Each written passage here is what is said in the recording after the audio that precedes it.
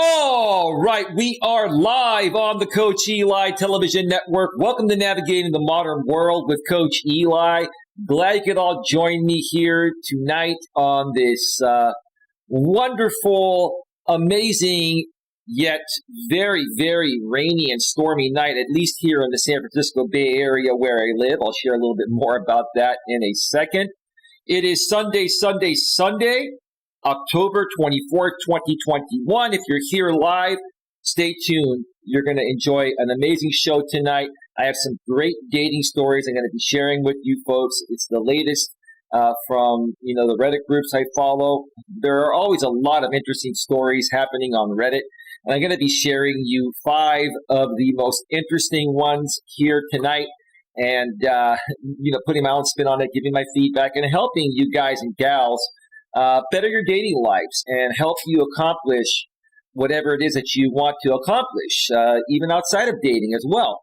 But before we get to that, let me just say this. If you're watching on the replay, hey, you didn't miss much.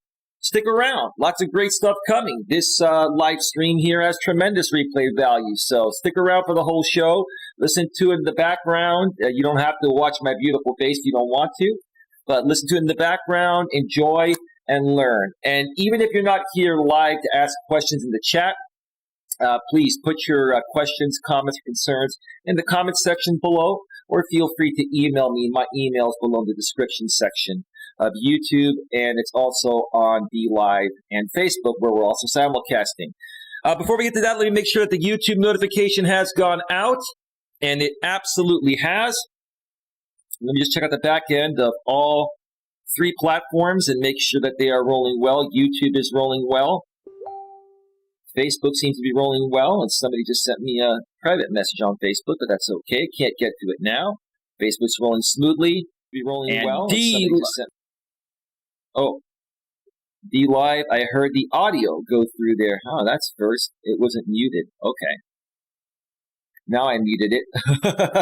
I heard myself coming through on the preview screen on the back end of DLive, and it's rolling absolutely smoothly. All right. Welcome to the show, everyone. Welcome to the show. I have not done an in-studio live stream in quite some time. I've changed up the way I'm doing things here on my YouTube channel. And if you watch some of the simulcast on Facebook and DLive, those are just bonus places where I stream. All of my content is primarily available on YouTube at youtube.com/C/Life Coach Eli. I've also been making a lot of changes. I have some great pre-recorded content coming, primarily suited for men, but women can learn from it as well. I've already created 4 pre-recorded videos, and I have put those videos elsewhere.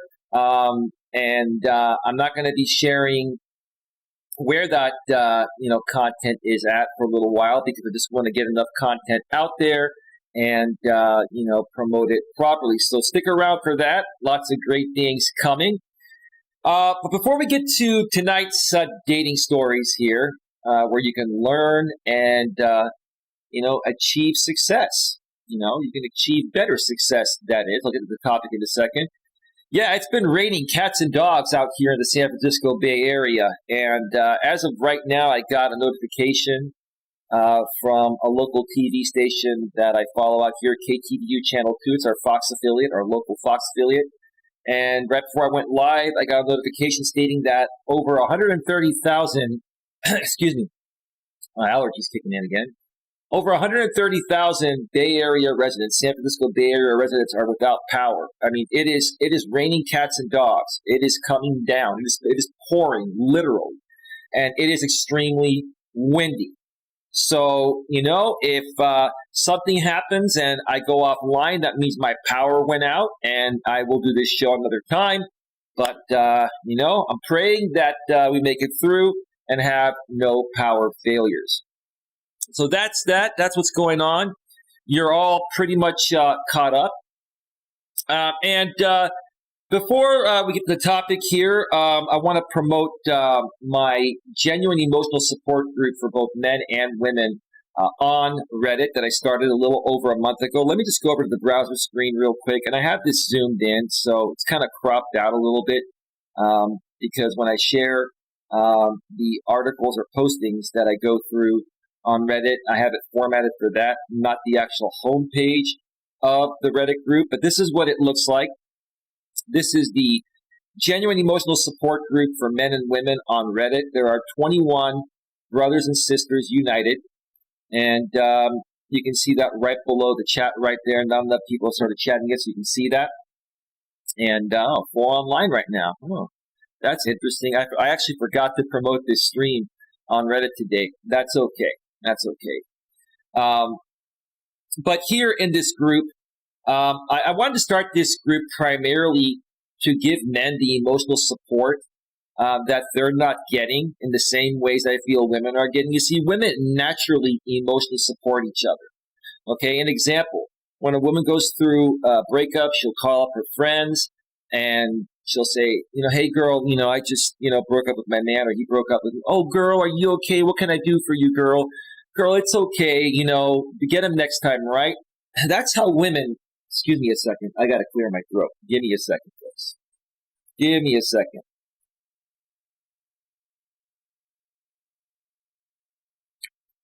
All right, my apologies there. We should be back. Did take my Flonase, but hey, it takes a little while to kick in. So that's how women support each other. As far as men, whenever a guy goes through a breakup or goes through something emotionally taxing, and just because we're men doesn't mean we don't have emotions and don't go through emotional things. We do, right? But we go to our guy friends and we say, hey, bro, man, I just went through a breakup. I mean, I could really use your support and blah, blah, blah, right? And what do most guys do? Come on, dude, you're a man. Suck it up, man. You can take it, man. Don't act like a sissy, man. You're stronger than that, right? And, the truth of the matter is, yes, men are biologically supposed to be stronger than women, but in today's modern world, because men and women are both working, women are liberated, and it's just become a more competitive world, even for men in many ways, not just in dating, but the workforce. Men are going through many more things emotionally than they ever have, and they need emotional support now more than ever because they're not getting it from their friends or family that's probably telling them the same thing. Hey, suck it up, man, right? Suck it up. You're a man. Take it like a man, right? That's why I wanted to start this group. But I didn't want to make it just for men. I wanted to make it for women as well, because both men and women can learn from each other. And if we could get a bunch of men and women in this group to talk about emotionally taxing things and work through them, I think it'll best benefit both sides. So if you'd like to join the Genuine Emotional Support Group on Reddit, the link is in the description, a few lines down on YouTube. I am going to also, if you give me a second there, come on, there we go.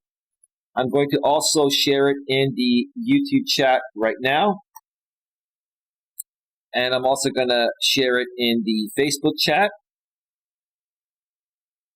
And I believe on D Live, it's still there at the bottom of the chat there. www.reddit.com/r/real emotional support. Join the group. Feel free to ask any questions. I'll get back to you as soon as possible, typically within 24 hours or less. And let's get a great conversation going in there. You can also request topic requests for me to do live on the air in the future there. And one more thing. There are many things we can talk about in there. I just listed a few of them right here where it says, well, the chat's kind of blocking it. Let me turn off the chat just for a second so you can see that. Okay. You see at the top right there, community topics, men's health, relationship advice, women's health, U.S. politics, entrepreneurship, self-employment, self-help, politics, dating, business, economics, and finance. We can talk about anything and everything in there because everything is an aspect of life, right? And I'm a life coach. I'm here to help you folks better understand all aspects of your life so that way you can accomplish whatever it is that your heart or hearts desire. All right. Let's go back to full screen for a second here. Oh, wait a minute here. Before I forget to turn on the chat, when I get back to this screen and start going through these 5 incredible Reddit postings, these dating stories. Okay, we should be good now.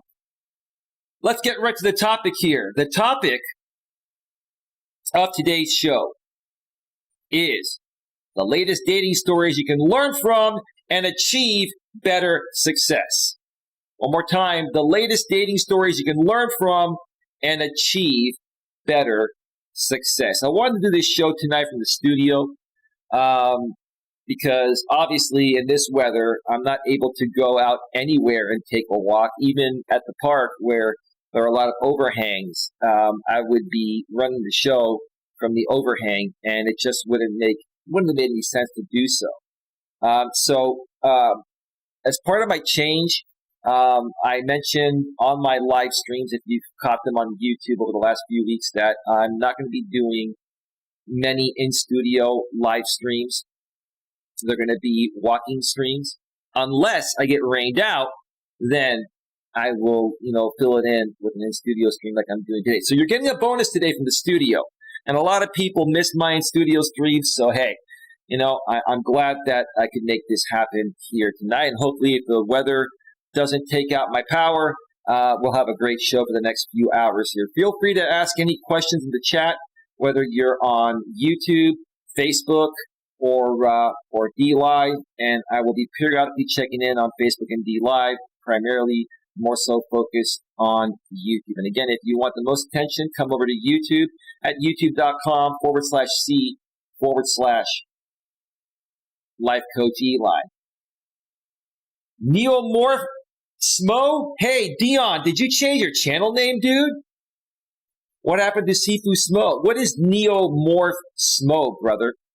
I did some tweaking on my audio, bro. How's my audio sounding? Is it sounding a little bit more crisp than usual?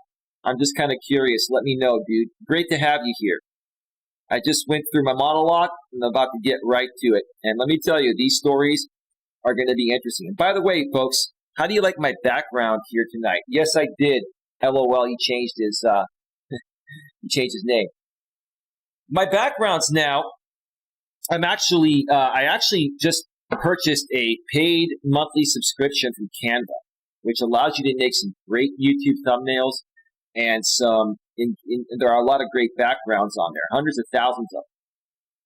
And so this is where that background's from. They have very high quality images. I don't know how well it shows up on your smartphones. You like that background, don't you? Pretty clear, huh, brother? Yeah, it's a beautiful background.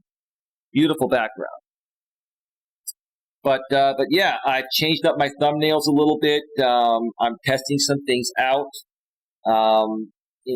Taking my image out and putting images, copyright-free, royalty-free images from Canva, and looking to see, how that plays out. Maybe people are tired of seeing my beautiful smug on my thumbnails, so I'm changing things up a bit and doing a little testing. Who knows? The old thumbnails may come back, but we'll just play it by ear and see how it goes.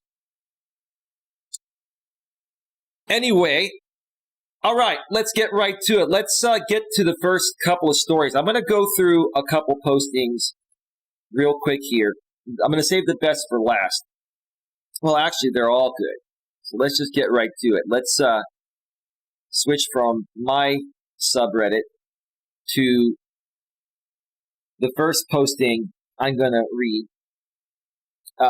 The first one is actually from one of my favorite subreddits, Deciding to Be Better.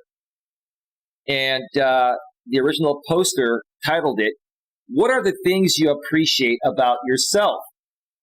I wanted to start off the show by sharing this because, folks, the most important aspect to being successful at anything in life, at a business or personal level, whether it involves getting a job, running your own business, or finding someone to date, right, is it involves loving yourself, right? You have to appreciate yourself, because if you don't appreciate who you are or love who you are, how in the hell can you expect anyone else to appreciate who you are or love who you are, right? So the original poster posts, what are the things you appreciate about yourself? And he puts journey down below. So he's on a journey trying to find himself. That's good. That's great. And he writes, this is the question my therapist left me before we ended our first therapy session. Oh, okay. So you're in therapy. That's good. I respect people that either use the services of a life coach like myself or a therapist, because what it's saying is that you're taking action and you're investing money to better yourself for your future. So that alone right there, I'm going to start off by giving you a big round of applause, bro. It's a great way to start your posting and a great way to start the show. Absolutely, absolutely. So a few days had passed and I am still thinking about mine. I've written this in my journal. Good, good. Writing things down is going to allow you to remember them. I think this is a good exercise to be mindful about things, also to be reminded to take care and appreciate myself too. Bro, I could not have said it any better myself. I cannot tell you how many times I see people that completely change who they are and they stop taking care of themselves just so they can attract attract a man or a woman into their life, right? And that's wrong. That's completely the opposite of what you should be doing, because if you have to pretend to be somebody else to attract someone, right?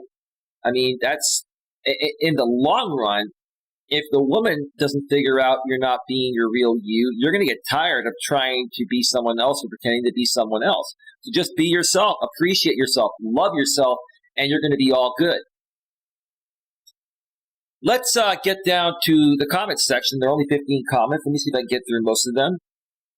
The first comment is, this is a nice question. Thanks for sharing. Well, hey, that's nice of you to just pay props. Okay. My therapist asked me something similar. I appreciate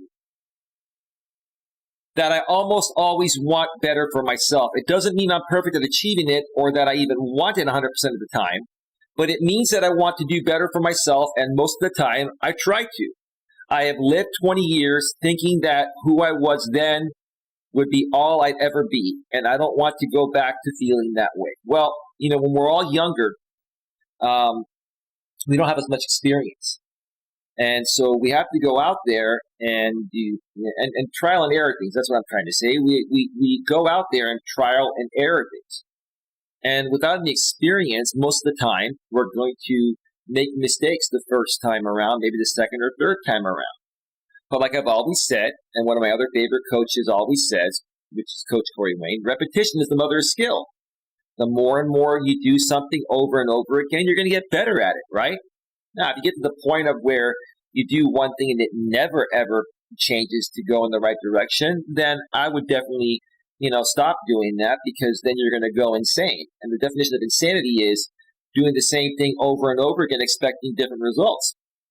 But before you get to that insane point where you stop doing that thing that's making you insane, you got to try it out a couple times, right? Because like I said, when you're younger and you first do things, you have no experience. And as you get older and you become wiser and you learn from your mistakes, you look back and you're like, oh, wow, I'm a different person now, or I've grown into myself. I have lived 20 years thinking that who I was then would be all I'd ever be, and I don't want to go back to feeling that way. Yeah, I don't blame you, dude. And I don't think you'll allow yourself to go back to feeling that way, because you've learned from your past and your mistakes. So that is awesome there.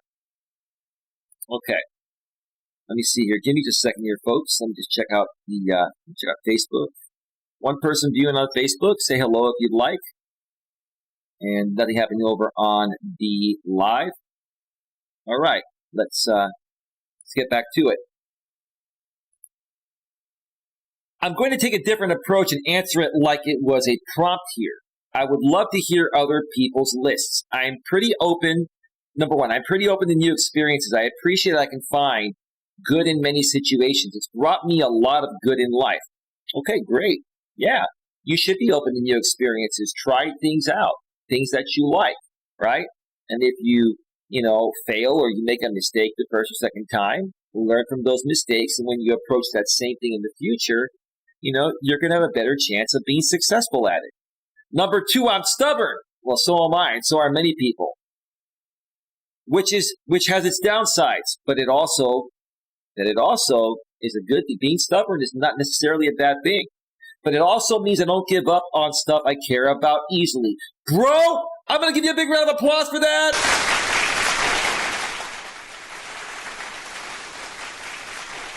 Yeah.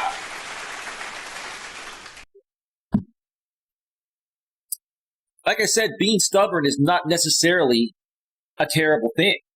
Yeah, it can have its downsides if you're too stubborn and you don't let anyone into your life, or you put up a wall very high, or you 100% of the time agree with someone you're dating, or a friend or family member, or family members, right? Or friends, right? You got to be open to the suggestions of other people. So if you're not open to the suggestions of other people at times, then you're too stubborn, right? But being stubborn to a certain extent is a good thing, because you're not a quitter. You're going to keep fighting through the rough patches, and eventually you're going to reach success on things that you care about, like you said here. I don't give up on stuff I care about easily. Number 3, I can be objective and analytical about my own experiences. You should be, right? Now, you kind of sound like a bit of a nerdy type of guy when you use words like objective and analytical, right? Those are words that very nerdy type of people use. Don't get me wrong. It's not a bad thing. But when it comes to, especially dating women, yeah, women want a smart guy, right? But they also want an interesting guy that's not boring.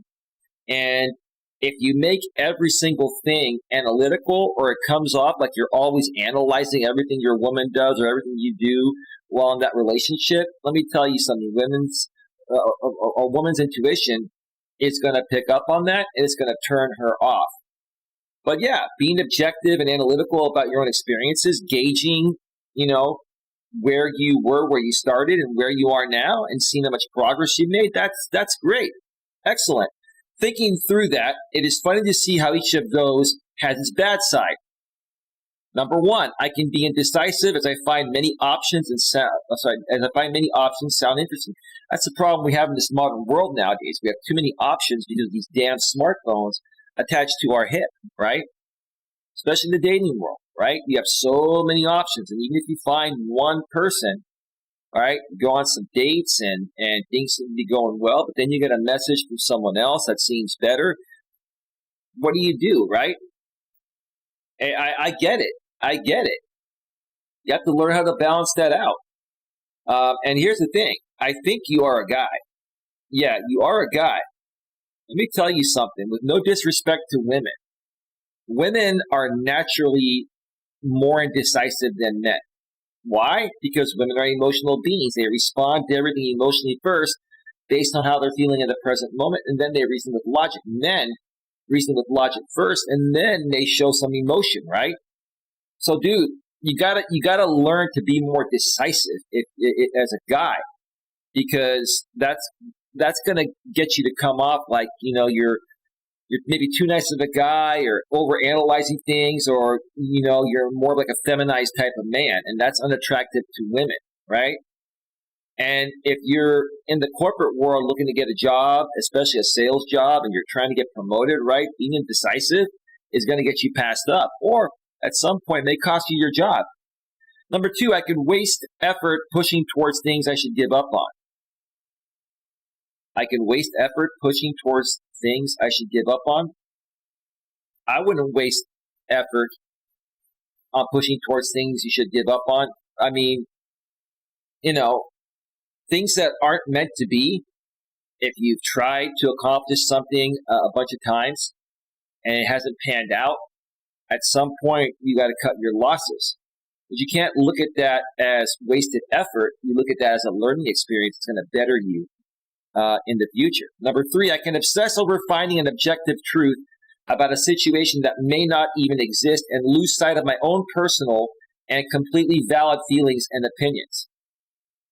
Yeah, I'm not sure how old you are. Like, I wish these people would put their age, because I'm thinking this guy's probably somewhere in his late 20s to early 30s, and he's just beginning to realize that everything I did maybe in my teens and 20s,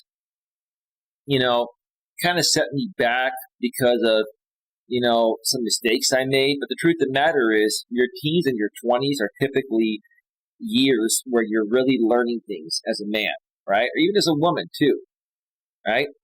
So I wouldn't look at it in the way you've looked at it.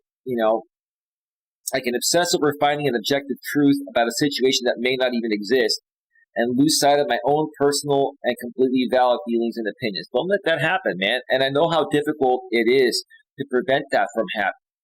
But now you've identified it. When you encounter a situation like this in the future within yourself, you're going to know how to identify it and stop it, and then just keep moving forward with something that's going to, be more beneficial to you, and you're going to keep a positive attitude that will further put you on the right track to accomplishing it. But that's how it always is. Maybe being aware of that will help me emphasize the good side of things in the future. Right, you're learning. A lot of these people here are probably in their late teens through their 20s, maybe early 30s, and they're getting there. But you folks just coming out here and talking about it, that's a great thing. That's a wonderful thing. All right, let me check out the chat here real quick. All right. Let's see here. I appreciate that I'm a really good friend and that I go out of my way for my friends even when they don't reciprocate the effort to me. Well, that's something I had to learn to stop with. So I'll disagree with you on that.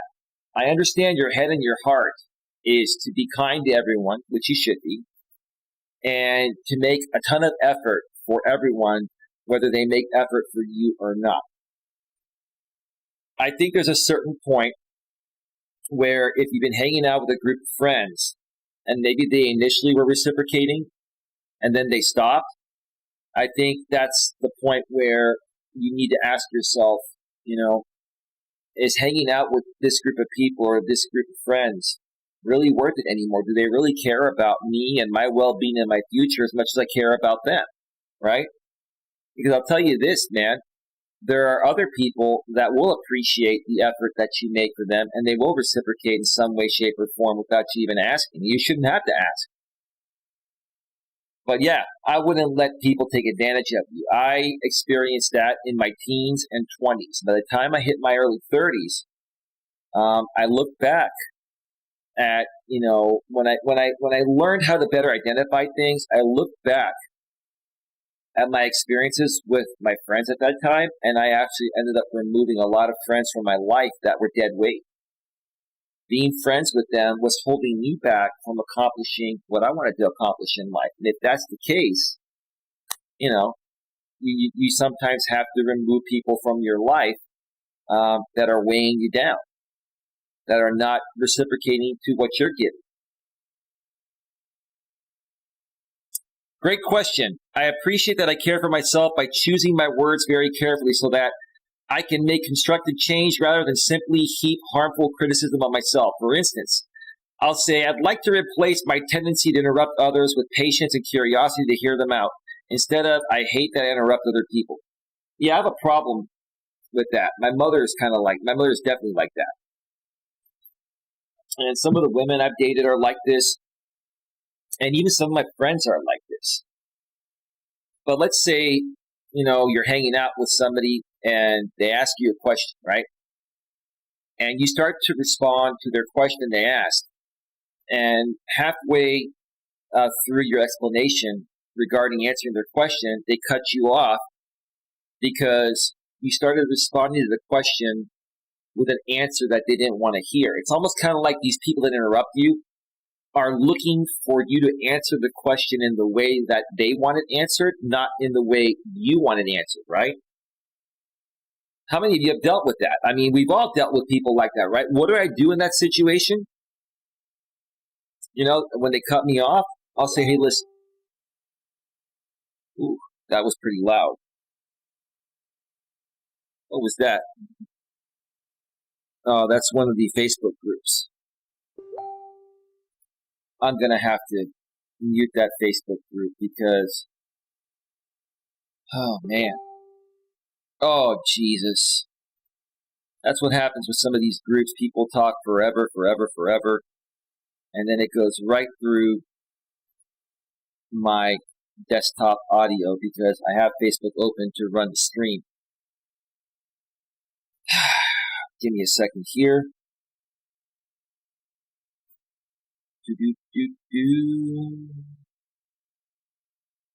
Just a second, folks.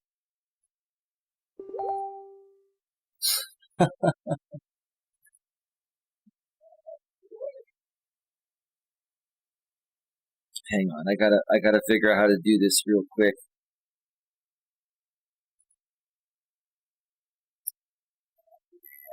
Give me a second here, folks. My apologies for that.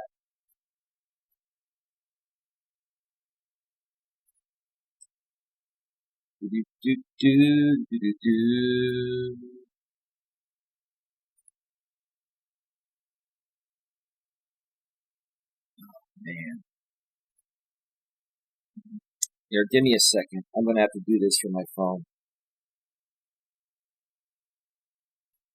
Because I cannot.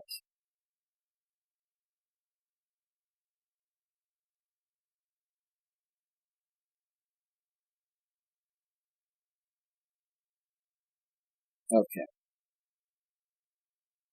I think I got it taken care of. Okay. Sorry about that, folks. That can get kind of annoying. I wish I could turn up that desktop audio sound, but I can't. So, anyway. All right. Let's see here. Yeah, I was just going to say real quick, whenever somebody interrupts me, I will say, hey, listen, I would appreciate it if you wouldn't interrupt me while I'm answering a question that you asked me to answer. Well, I like to kind of talk in between. Well, no, you didn't like how I started responding to the answer. And I want to tell you honestly how I feel. Do you want to hear my honest response or do you not want to hear it at all? Then say, okay, I'm sorry for interrupting. Then you try and you answer it again. If they cut you off again, then you just end that conversation. And that's it, right?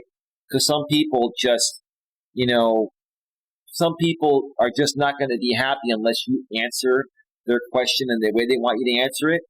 And the truth of the matter is, if you don't answer that question in the way that, you feel you want to answer it or how you feel about it, right? Then, you're not being yourself and the other person is not even going to respect you. So that's that. Let's see here. Let me read a couple more here and then I'll get to the other Reddit posting before going on my first break. I'm an advocate for marginalized groups. I am good at reading people. I'm a pretty good problem solver. I have a wide variety of hobbies and interests, and I have good habits when it comes to taking care of my health and well-being. Thanks, original poster. I was feeling kind of low today. Yeah, even people that are on the right track or are in a good place in life, you're human. You're going to have your days. You're going to have your moments. And that's what's really good about coming into a Reddit forum like this called Deciding to Be Better. That's what's good about coming in here and reading something like this and relating to other people that are going through the same things. That's wonderful. Wonderful. I can learn almost anything. I've worked in such a varied amount of careers and enjoyed so many hobbies and games. That's my biggest takeaway from my life experiences. I also forget what I learned if I don't use it fairly quickly, but I can get to a mediocre level of good at something in a short amount of time. Yeah, like if you learn a skill or a trait, right, and you do it for a while, you're like an expert at it, right? And let's say you don't do it for 4 or 5 years. It's not necessarily that you forget how to do that particular trait or skill. It's just, you're not used to doing it. So if you want to get back into something that you learned in the past and you haven't done it in a while, start doing it again and then you will warm up, and eventually you will get there. But typically, from what I've noticed within myself, anything that I've learned in my life in the past that I haven't applied in a while, if I wanted to refer back to it, I never forget it. I may have to brush up on it a little bit, right? But boom, once you learn it, you never forget it. I'm empathetic and a good listener. That's great. I do my best to help people who reach out to me. I'm the same way. Hey, you can't force people to help them. They have to be open to the help. If people are open to the help, I would be happy to help them. Absolutely. That I want to make things better and that I'm not afraid to ask for help. That is a key thing. I was just saying that to the previous comment there. I do my best to help people who reach out to me, right? And this person says that I want to make these better and that I'm not afraid to ask for help. The people that are afraid to ask for help are holding themselves back. Everybody needs help. No matter how good of a person you are, no matter what kind of job you have, no matter how much money you make, no matter how educated you are, whatever, right? Everybody needs help and support, especially emotionally. And that includes men too. So that's great. Excellent. Thank you so much for sharing this here, original poster. This made me write down the things I appreciate about myself that I often neglect. It is a fantastic exercise to remind yourself of how great you are. Imperfections and all, thank you. I'm going to give you a big round of applause for that. It's a great way to end this first posting here. All right, folks. All right, we are at 36 minutes. The last 10 to 15 minutes or so, or 20 minutes before I go on my first break, I'm going to go to the second posting here. This is one that I'm sure many of you guys have encountered. I'll tell you. Let's get to it. This is from the subreddit relationship_advice. And the posting was removed, but the comments are still there. And the title says it all. Update. I thought she was on birth control. 19 male, 26 female. Wow. What in the world is a 19-year-old guy doing with a 26-year-old? What in the world is a 26-year-old doing with a 19-year-old? Wow. I mean, age is really nothing but a number. But at that age, the woman is technically supposed to be way more mature than the man. But sometimes women do things that are despicable. Like, pretend to be on birth control, right? I'm sure many of you guys have experienced this, right? Right? Like, you meet a woman for the first time, right? And, you don't really know her that well or anything like that, right? It's kind of like a random thing. You haven't talked much, but you meet up, and then you two want to have sex, and she goes, oh, you don't need to wear a condom. I'm on the pill, right? You don't have to pull out, right? Right? And those are the ones that you got to be most leery of, especially at this age here. As women get older, women have had their kids. A lot of women, start to take birth control. Nowadays, there are so many options. There's like the IUD, which is one of the best ones because the woman doesn't have to remember to take a pill, right? There's the Depo-Provera shot and many other, semi-permanent methods of birth control. The pill requires you to take the damn pill every day at the same time. And in a fast-paced world that we live in today, people forget things, which is what I'm trying to say. But let's see what was written here. I thought she was on birth control. 19 male, 26 female. And this thread has been locked. 231 comments.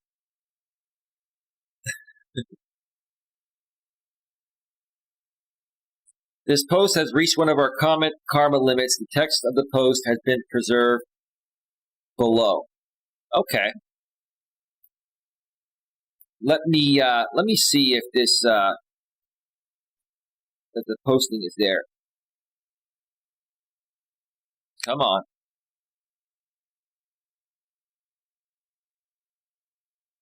There it is. I-19 male. Started casually dating Jen, 26 female. She told me she was on birth control. She just offered that up to you, bro? She wanted to just meet up with you randomly without getting to know you, at least a little bit, right? And let you raw dog her. We didn't need to use condoms. I asked, are you sure? I usually use them anyway to be sure. She said yes. She gets allergic reactions. Well, that's BS. Who really likes the feel of condoms? Who really likes the feel of a man putting a piece of plastic or rubber? We just call it plastic because it feels like plastic, right? Who would prefer to use a condom? But you have to use them depending, in certain situations you have to use them. Unless you really know the woman, you feel comfortable with her, right? And you're not concerned. If she gets pregnant, you're okay with that. You got to be okay with that, right? She promised me her birth control was enough. Boy, she really wanted to feel you raw, brother.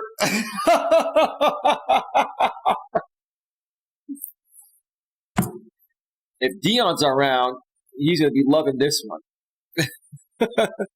But he's probably not. He's probably somewhere else right now. Let me check out Facebook and D Live real quick. All right.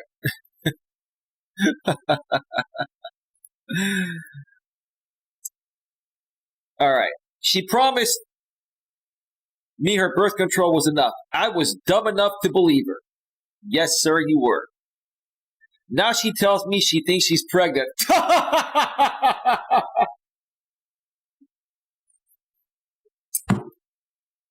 The old fake pregnancy trick to try to lock down a guy, keep him around, right? This is one, bro. You gotta run for the hills, man. Run as fast and far away as you can, man. I was floored. What the fuck happened to her birth control? Well, she either lied to you, bro, that she's pregnant, or she lied to you about the birth control, right? She said her form of birth control was just tracking her cycle and knowing when it's safe to have sex, and she must have messed up, and we had sex while she was in her fertile window. Wow. Wow. This woman is a piece of work, man. Wow. And she's older. She's 26. He's 19. She's 26, right?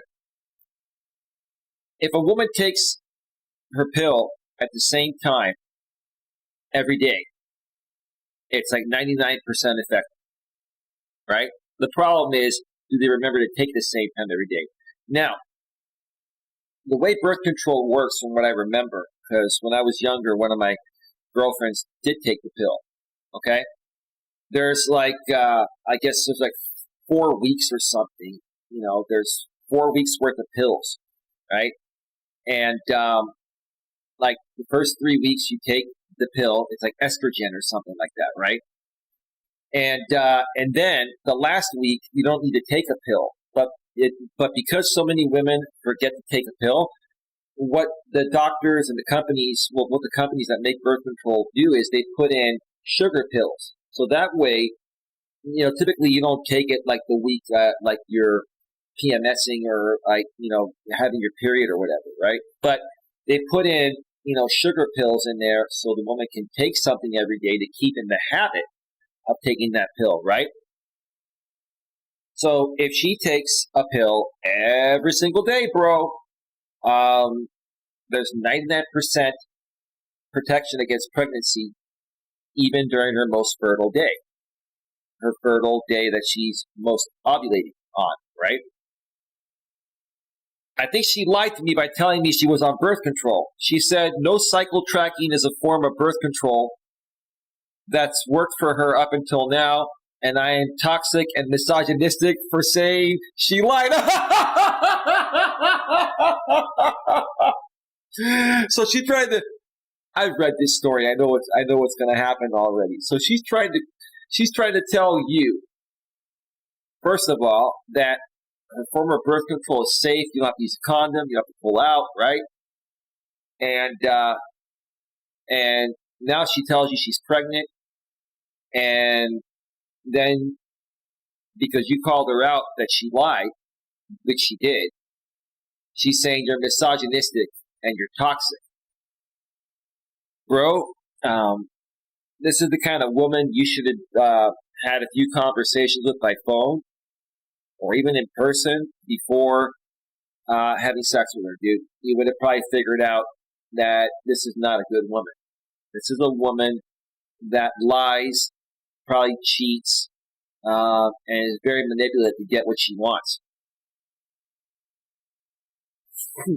I like Jen. Well, she's probably hot, dude, but that doesn't mean she's a good person to be with or trustworthy.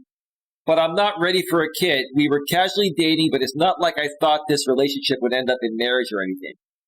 I feel so stupid for believing her, but she insisted and made it seem like if we used condoms, it would make it painful and uncomfortable for her. Well, dude, you could have at least, pulled out, bro. But she's the kind of woman that would probably get pissed off if you pulled out, right? Some women are like that, right? The women that, get pissed off if you pull out or don't give you the option, even if they're on birth control, then there's something wrong there, bro. But see, you're young, you're 19, you don't have any experience, and you don't know how to handle this situation. This is going to teach you a lesson, man. Edit, I know there are non-latex condoms. She said she was very sensitive and allergic to all condoms. Again, I was dumb enough to believe her. Listen, dude, here's the truth of the matter. You can get the thinnest condom on the planet. Like Trojan has ones that are called like bare skin and stuff like that, right? You can get the thinnest condom, one that feels the best. And there's no better feeling than not using one. Let's just be real, right? It's almost kind of like putting a plastic bag over your head. Would you walk around jogging or walking with a plastic bag over your head? I mean, that's the same thing that you're doing to your penis, right? But, there are times you have to use it, and if you're not going to use it, you want to make sure you're with the right woman, that she's clean, and that, she's on some form of reliable birth control, like the IUD. And you can even check to see if she has the IUD, because the IUD has a little string in there. You can even feel it. I'm not going to say it. You guys know. You guys know what I'm saying, and I don't want to, I don't want to say too much and get my video demonetized, right? This is for educational purposes, YouTube. It is.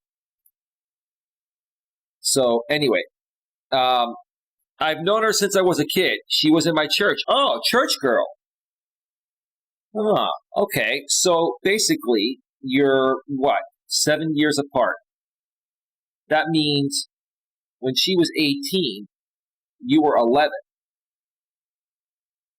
So, wow. Wow. This woman is, let's just say, interesting to say the least there. I'm going to read one comment here and then go back to the original page where the comments are at. No one says they are on birth control when they are just tracking their cycle. They might say they use natural family planning or are aware of their cycle or whatever, but no woman should say on birth control without being a liar. Yeah, there are natural forms of birth control, meaning that, there are less fertile times, to be intimate with no birth control at all or no condom and all that. But unless you're okay being a father, if that doesn't work, I wouldn't do it. And here's the thing. While a woman might say, okay, I'm regular, my cycle's the same each month, a woman's cycle can all of a sudden change 1 month. And let's say you were doing the natural family planning, form of birth control, and her cycle changed, and now you're releasing your man juice in there while she's ovulating. You're going to be welcome to the wonderful world of fatherhood. So anyway, let's go back to the first posting here. This is an update to my first post. Okay. Basically, this girl I was seeing told me she was on birth control and she wasn't. She told me she was pregnant. Long story short, here's the kicker. Long story short,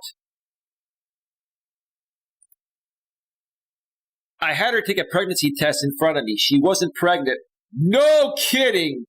She ended up sobbing, saying she thought I was going to leave her, which is why she lied. Her eventual plan was to wait a few weeks, then say she lost the pregnancy. Oh my God, dude. Why? I hope you ran for the hills. I cut things off. I don't have time for crazy shit in my life. I'm going to give you a big round of applause for that, brother! Wow. I know every guy at one point or another has probably experienced a woman like this. I had a friend of mine that experienced a woman that pulled the fake pregnancy thing on him. And once he figured it out, he dumped her. Like, that's the worst thing a woman can do to a man. That's the worst thing a woman can do to a man is fake pregnancy. I guess I should have seen it coming. Well, bro, I mean, you didn't take the time to get to know her enough. She was probably hot, and you'd known her for a while, and you were curious, right? There were a lot of red flags. We began sleeping together when I was 16 and she was 24. Oh, my God, that's statutory rape, brother. We began sleeping together when I was 16 and she was 24. This woman needs a psyche valve. Big time. I've known her since I was a kid. She was pretty possessive and at times manipulative. You would think. This is what this. I can hear my late father from heaven telling me what he told me years before he passed away. He goes, son, it's funny what the man will do for a piece of pussy. Oh my God, dude. Wow. She's texting, calling me nonstop. Edit, I did block her. She's using throwaway numbers to contact me. This, dude, you might have to get a restraining order on this chick. Showed up at my sister's birthday party crying, but I made it clear I'm done with her. Anyway, thanks for the advice. Wow. Wow, man. Wow. Oh, my God. Oh, my God. This is horrible. Let me read a few comments here before I take my first break. We're at 52 minutes. Wow. I'm practically at a loss for words here. She's a predator. Even if the age of consent in your jurisdiction is 16, that's still under 18. Even if it is, and even if that was legal, it's still sickening, man. She had absolutely no place dating and having sex relations with you. That's true. Because women are more mature than men. She was 24, he was 16.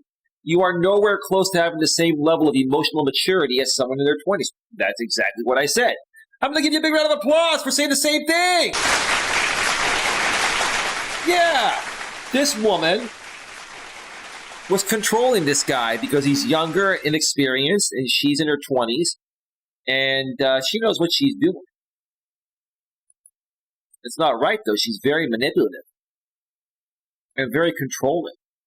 And I can tell you she sounds very mentally and emotionally unstable.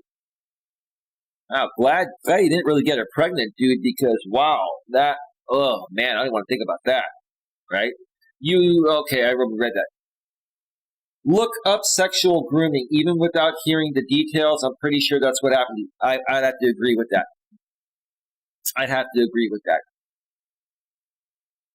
Seriously, I'm a 24-year-old female, and the idea of starting a relationship with a 16-year-old boy makes me sick to my stomach. This woman is not normal. I agree! Another big round of applause! Wow!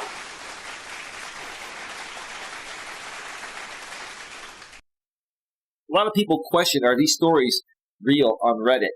Look, this dude would not come out here and write something like this just to get attention. He just wanted to vent it out and get some feedback. Another woman, I'm 25, and the idea of sleeping with even a 19-year-old makes me feel weird. This is unfathomable. Let me read that again. I'm 25, and the idea of sleeping with even a 19-year-old makes me feel weird. This is unfathomable. I agree. I'm a 21-year-old guy, and it's super weird to me how many people put emphasis on the age of consent. Like, just bang people your own age, dude. Right, right, right.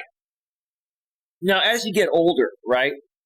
As you get older, that's a different story, right? But I think until people get into their mid to late 20s, um, I wouldn't consider dating somebody younger or older. I mean, I don't think people nowadays really reach most of their maturity until they're about 25 or 30, right? So, yeah, you should be dating people close to your age. If you're still single when you get into your 40s, nothing wrong with dating a 30 or 35-year-old. It's still, you're still going to come from different generations for the most part, and may have some, cultural differences, but at least your level of emotional maturity is going to be, there on both sides. Yeah, this dude was just way too young, and she completely took advantage of him. It should. I'm 26. Anything below 21 is absolutely unacceptable. This is the guy. For me, I need to go to comedy clubs. I've got a friend who, when he was 25, got with and is still with a 19-year-old with a 3-year-old daughter. Not only weird, but also feels predatory even at those ages. Well, here's the thing. There's a difference between men and women when it comes to the age that each side reaches personal maturity or more emotional maturity. Women mature faster than men biologically, right?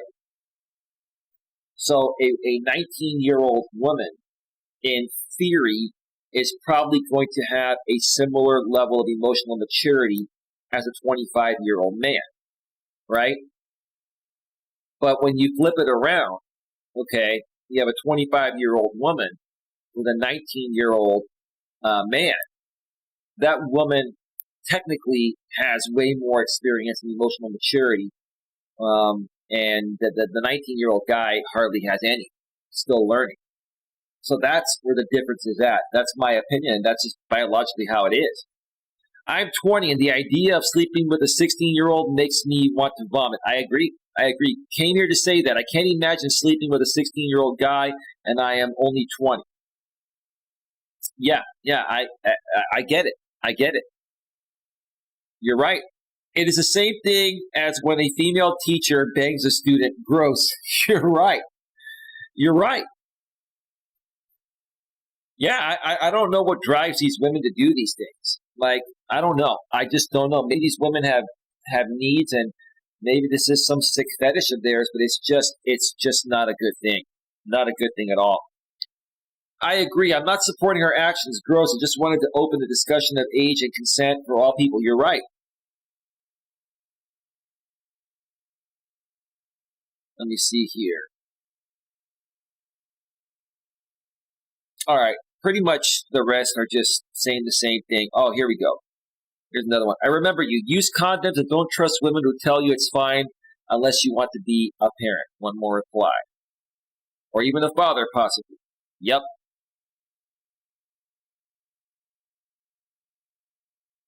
Let's see. Then she committed statutory rape. No gray areas or questions about it. That's what I was thinking too. When, she was 24 and he was 16. I'd honestly press charges, or at the very least tell her that if she doesn't break all contact, you'll be reporting her to the local law enforcement and pressing charges. She's a sex offender and honestly should be prosecuted before she does this to someone else. What I would do, I listen, I don't like blackmail. I don't agree with blackmail. I hate when people do it, but in some cases I feel blackmail is necessary. In this situation, this to me is warranted blackmail. To get her off his back permanently, dude, I would tell her, look, if you don't leave me alone, I'm gonna, report you for being a sex offender, and because you had sex with me when I was 16 and you were 24. So if you don't back off, I will report that. You back off, leave me alone, and we can let it go, right? That to me would be the mature way to handle it. Yes, is that considered blackmail? Yes, but look what she did to him. Look at how much manipulation she did to him. This is the only time I will ever agree that blackmail is okay. Most of the time, it is not. If that's true, then maybe just tell her flat out, if she contacts you again, you will report her to the police. And then if she does do so, and if it still does not stop, look into further legal action as what she is doing is harassment. Yeah, it is. You might have grounds for a lawsuit as well. I would seriously consider contacting some legal counsel on the matter. You don't have to get to that point now. I would definitely just tell her to back off or you're going to report her. That's it. See if she stops. You might wish to save any texts, notes, emails, etc. you have of her that could be used in such a case. He probably has it all. I get the feeling this is not her first rodeo. Dig a little deeper into her past. Also, she was a camp counselor. She's a pedo on the stroll. Who knows? Oh my God, if I knew her name, I would most definitely turn her ass in.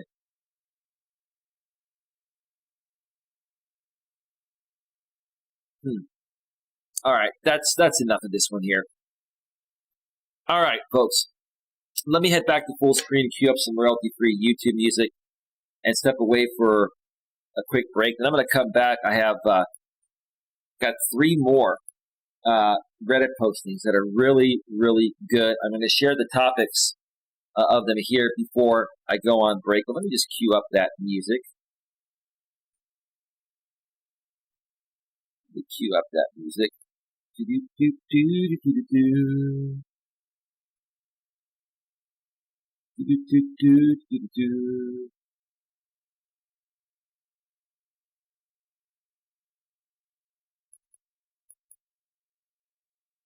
I'm going to come back in. One of my favorite songs.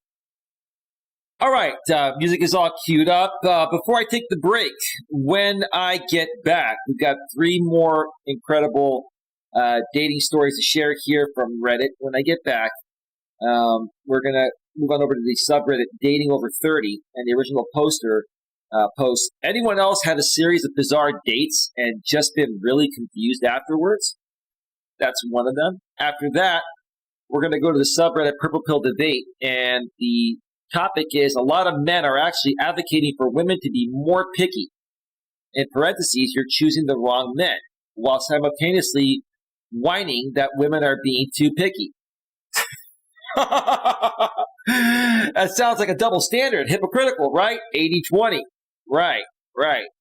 20% of the women want, 80% of the women want 20% of the men. That's what it is. Right. And then last but not least, we're going to go to the Ask Men subreddit, where the original poster posts. What is an automatic deal breaker for you when it comes to a relationship? So that's what we're going to go over and discuss when I get back. So with that being said, give me a second here. Stick around, round. We'll be right back.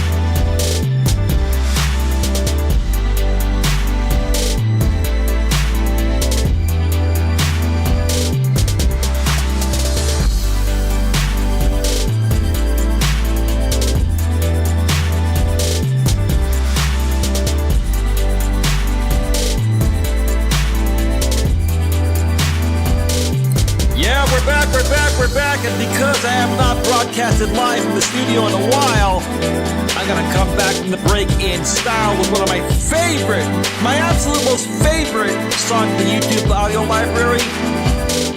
Wait for it, wait for it, wait for it, wait for it, here we go! Into Mixos, double helix!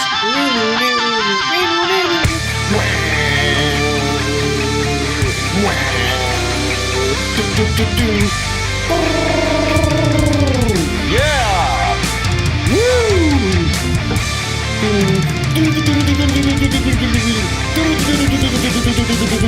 Yeah, baby!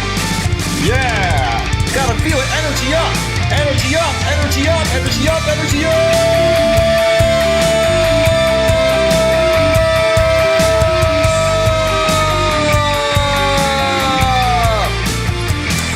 Yeah, baby! Woo! Yeah! All right, Coach, you gotta settle down, man, because it's time to get back down to business. Woo!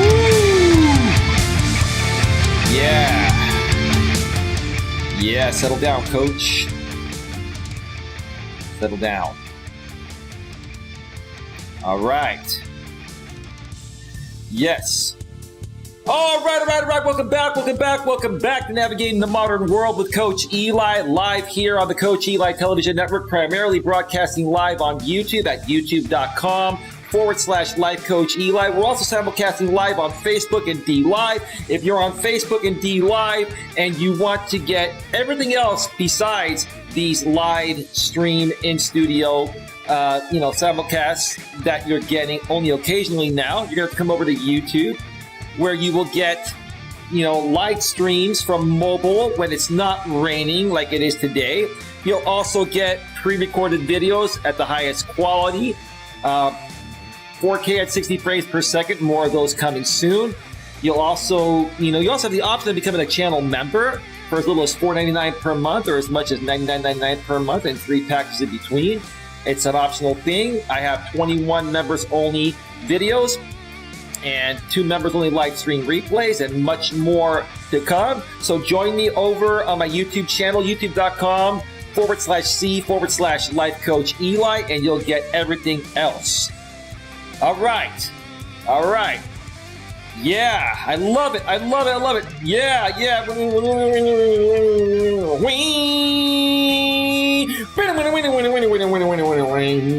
baby.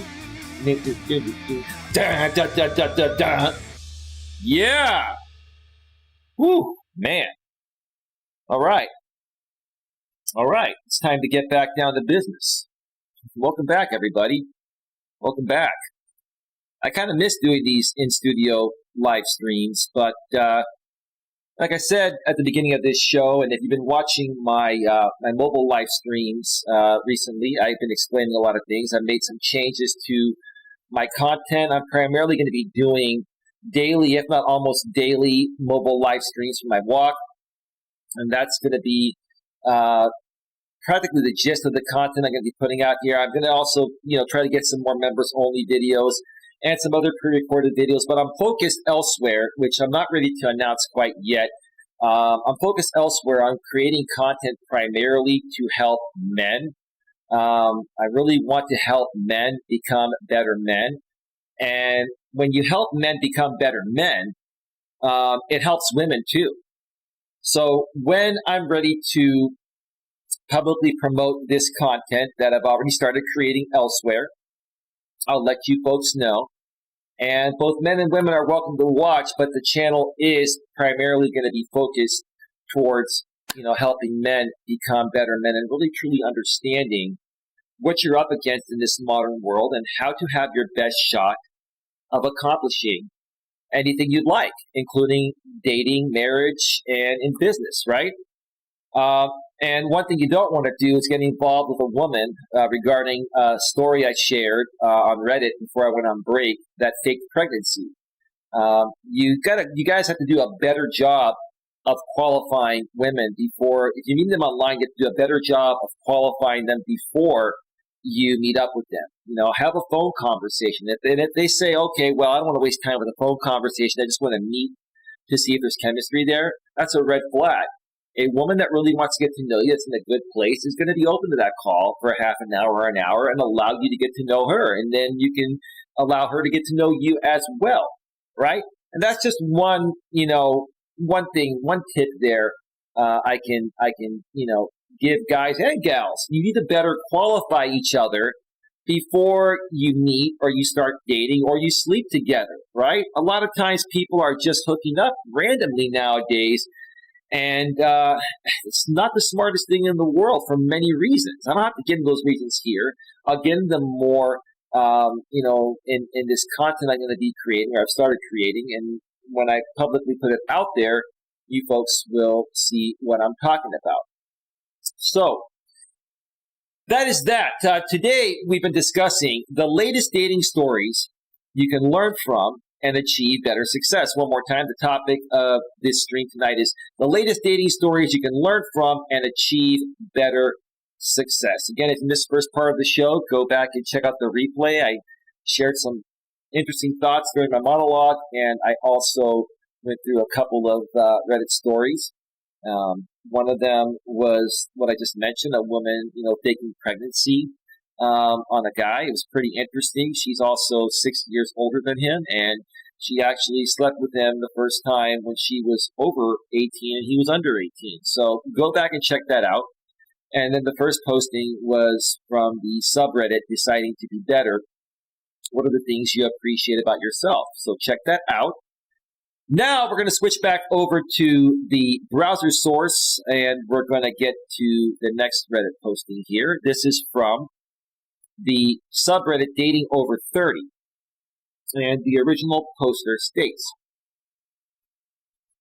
anyone else had a series of bizarre dates and just been really confused afterwards? Okay, let's see what he wrote there. All right.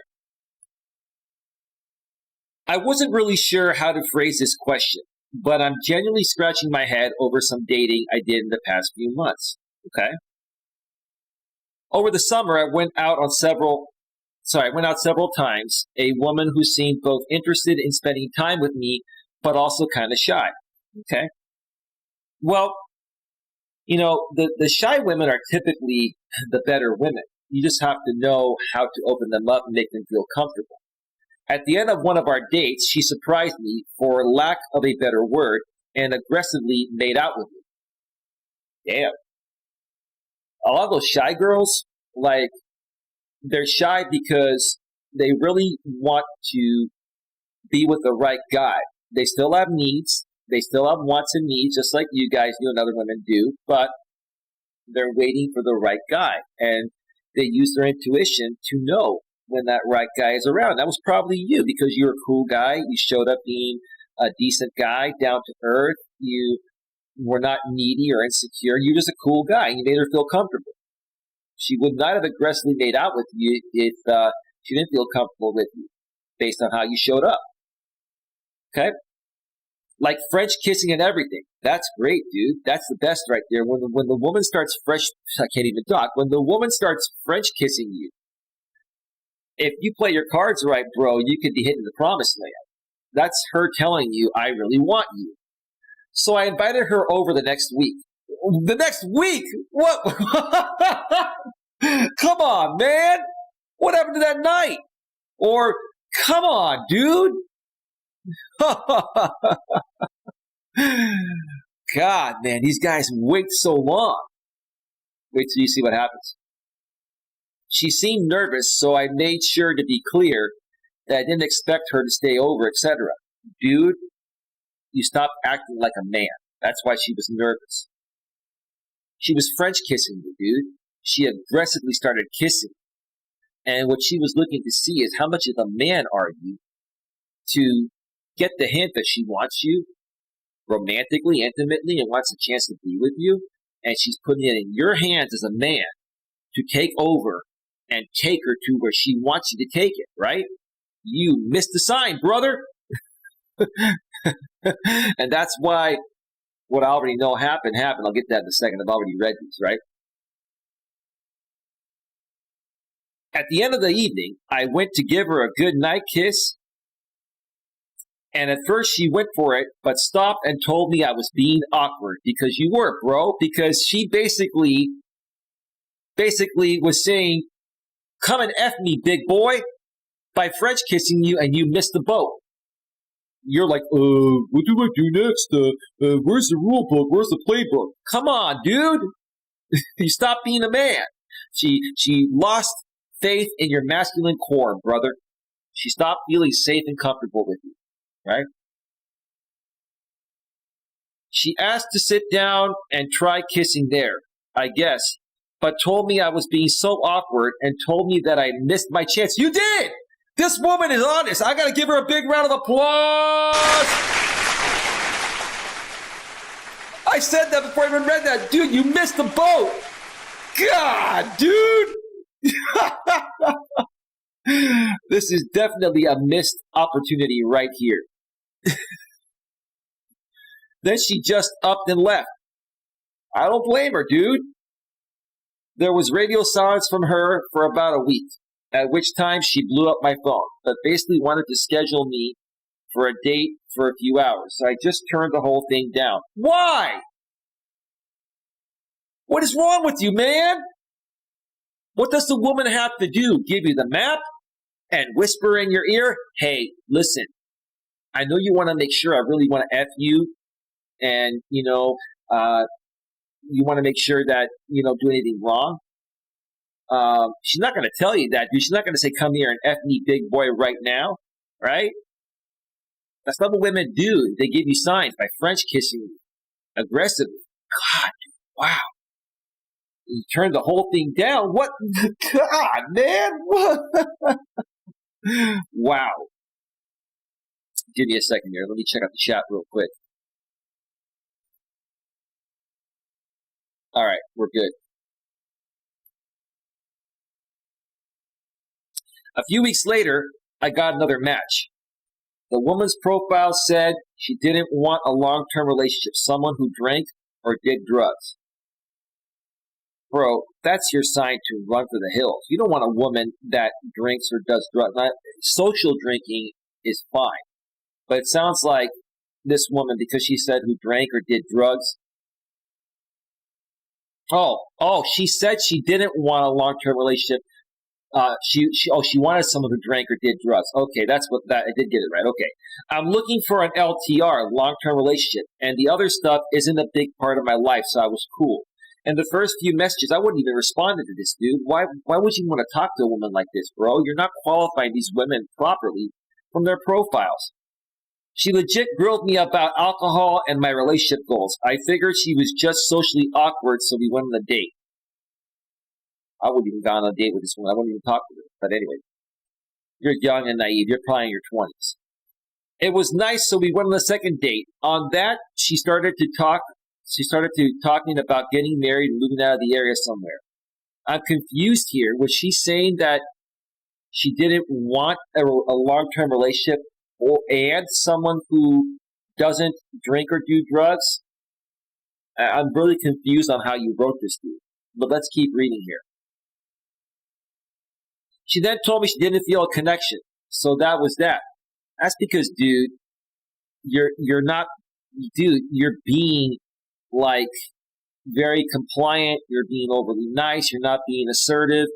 You're not going out there and getting what you want, bro. You're being like a sissy, dude. You're like a beta man, beta man, beta man, beta man, beta man. What does a woman have to do, dude? Put it in the sky, get one of those planes that will write out in smoke and say, F me, big boy, I really want you, I think you're hot and all that. Come on, bro. A few weeks later, I got another match. We had a nice date, etc. She was telling me how excited she was to see me. Messaged me throughout the week. Sounds like a decent woman. Then on Friday night before the Saturday date, she told me she had to cancel because I was not the type of person she wanted to pursue a relationship with. Bro, it's what you're doing. It's how you're showing up or not showing up. These women are talking with you, and they're testing you to see how much of a man you are. Are you cool, calm, and collective yet? Are you assertive enough to say, hey, you sound pretty cool. You want to hang out and go for a hike, or a walk, and let's just hang out and see if the chemistry's there. And if it is, we can go to dinner and do some other stuff, dude. Dude, you're not being a man. You're being a beta man, beta man, beta man, beta man, beta man. Dude, you're like the biggest beta man I've encountered. Like, dude, this is really pathetic. How many missed opportunities? This one woman was French kissing him aggressively, and he still didn't get the hint. Oh my God, dude. Then a few weeks ago, I had 2 really nice dates. Sounds like you're a good-looking guy that dresses nice and takes care of himself. So you're attracting these women with your photos and initial, conversation through texting or maybe a phone call. But you blow it when you're in person, dude. Or the other one canceled because maybe you had a phone call and she noticed that you weren't man enough for her by the the way you were talking on the phone. She wanted to see me 2 days after our second date. Okay, that's cool, which is usually a good sign of things heating up. Truth. On date 3, she told me she was a Jehovah's Witness. Oh, God. No disrespect to Jehovah's Witnesses, right? Wow. I would have found this out by the first phone conversation, man, before even meeting her. That's totally legit if that's her thing. It's just not mine. Okay. But see, I would have found that out on a first meeting. Well, not first meeting, a first phone conversation. Dude, you're just not asking the right questions. You're not properly qualifying these women. I'm honestly really confused right now. Yes, you are, sir.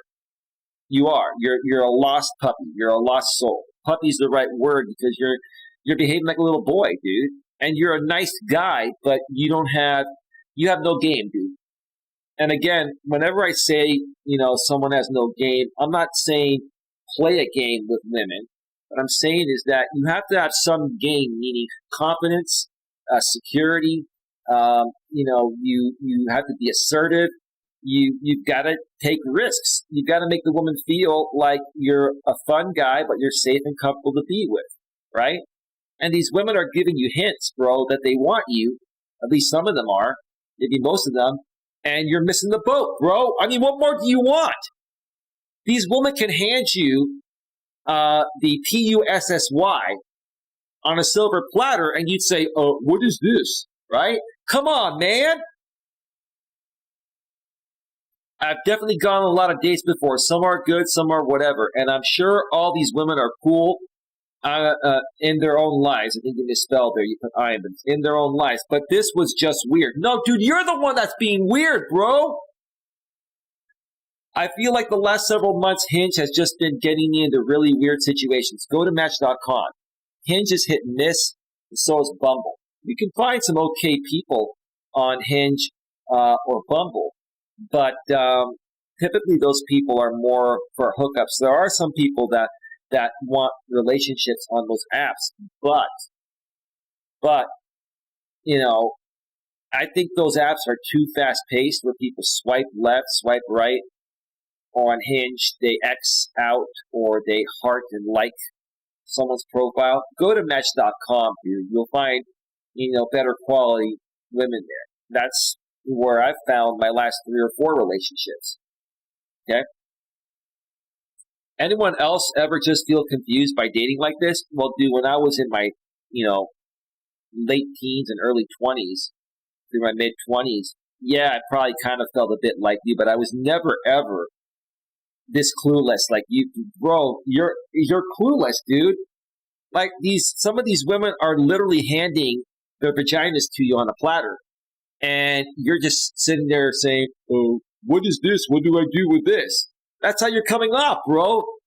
And these women instantly pick up that you're inexperienced, you're immature, maybe you're a bit insecure. That's what it probably is, right?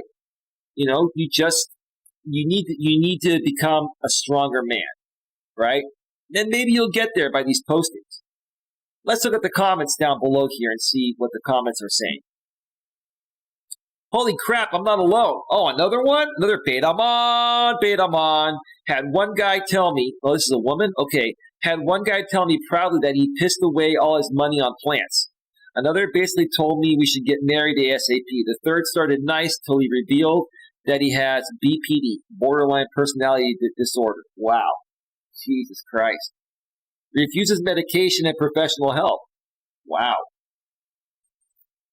Well, you're going to encounter people like that, but, you just move on from them. There are, what these guys and gals don't get, there are actually a lot of decent people on online dating, just like there are in the real world, because, people on online dating are from the real world. There's no difference. You just have to filter them out. All right? Look at their profiles. Look to see how they're dressed. I can tell a lot about, someone by how they're dressed in their profile, right? And what they write in their profile. Have a phone conversation. And during that phone conversation, listen, ask them questions. If they refuse to answer questions, then move on. They're trying to hide something. You folks, you guys and gals are just not properly qualifying people. You don't know what to look for. You're all just swiping left and right. That's what you're doing. That's not a good way to look at it. So now I just watch movies and drink my favorite wine alone, LOL, until you start swiping again, right, ma'am? That's funny. At least you're laughing at yourself, saying that you just watch movies now instead of, going on dates, and you're giving up because you think everyone has BPD or everyone's messed up, right? To a certain extent, we all have our issues, right? But there are decent people out there. You just have to know what to look for. That's all. All right, give me a second here.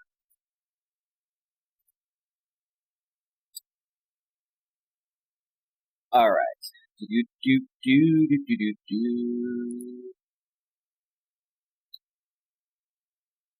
I just laughed at what you encountered. My God, I would drink alone too at that point. We can't just find someone to watch movies and drink wine with together. No one's given this guy advice on how he's showing up. You could start a wine and movie club.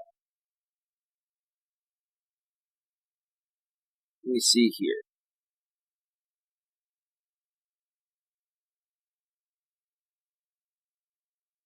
All right, here's some actual comments here that are responded to the poster. As much as I love this idea, I make a personal rule not to have sex with someone even if they initiate after any amount of alcohol or drugs, not counting tobacco, caffeine, and prescription meds as prescribed.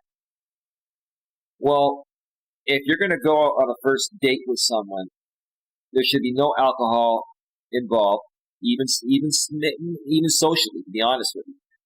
And any, illegal drugs, that's a red flag right there. You don't want to be with somebody like that.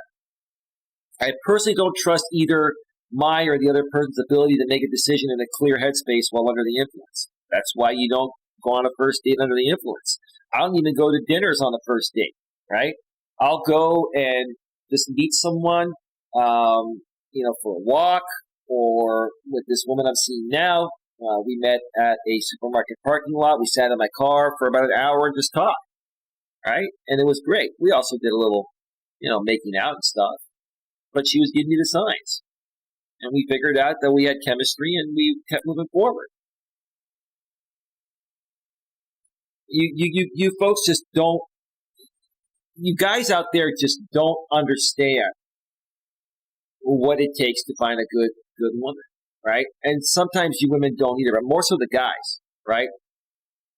Guys, women that want to meet you at a bar or go to dinner or do something that, costs money or involves alcohol and all that, they're not the right women.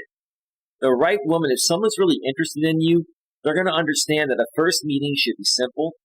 It shouldn't cost any money. It should be about one thing.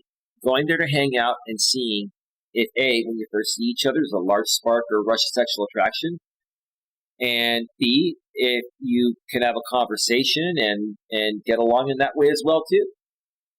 And that after that, by the time that first meeting ends, there needs to be some kind of physical contact, kissing, hugging. Well, it should be kissing. Like hugging is not going to be good enough, but you got to at least get a kiss or something, and it has to be a good one. where you feel the other person's really into you and you're into them. So I draw a hard line there. I'll eagerly make out under the influence, but nothing further. You shouldn't even do that, bro. You're wasting your time and hers. I've had various people I've either been on dates with or who've given me advice tell me setting that kind of boundary is inappropriate or weird or kills the mood. I just see it as being irresponsible. Amen, dude. Big round of applause for that. Absolutely, man. You want to meet a good woman that's naturally into you with no other influence, right? The only way you're going to know somebody's into you is if there's no other influence around. Meaning that, some women want to bring a friend like on a date, right? I've had that happen in the past, right? And I'm like, no. Well, I mean, if they're too afraid to meet you on their own, then that's just somebody that has a lot of issues, trust issues, and I'd move on from that, right? But no other influence, no alcohol, no drugs, no other people around. Sure, you can be around other people in public, just no other friends of hers or, people that could be blocking you from actually, getting somewhere, right? And the first date is to see if you have that romantic connection or not, right? I would never go out on a first date with a woman if I was you guys, okay? If, you clearly didn't get a feeling that you and the other person were looking to meet to see if there's going to be physical chemistry. You guys don't know what questions to ask or what to look for, right? And what to stay away from, right? That's why I do what I do. I guess I wasn't thinking about sex after.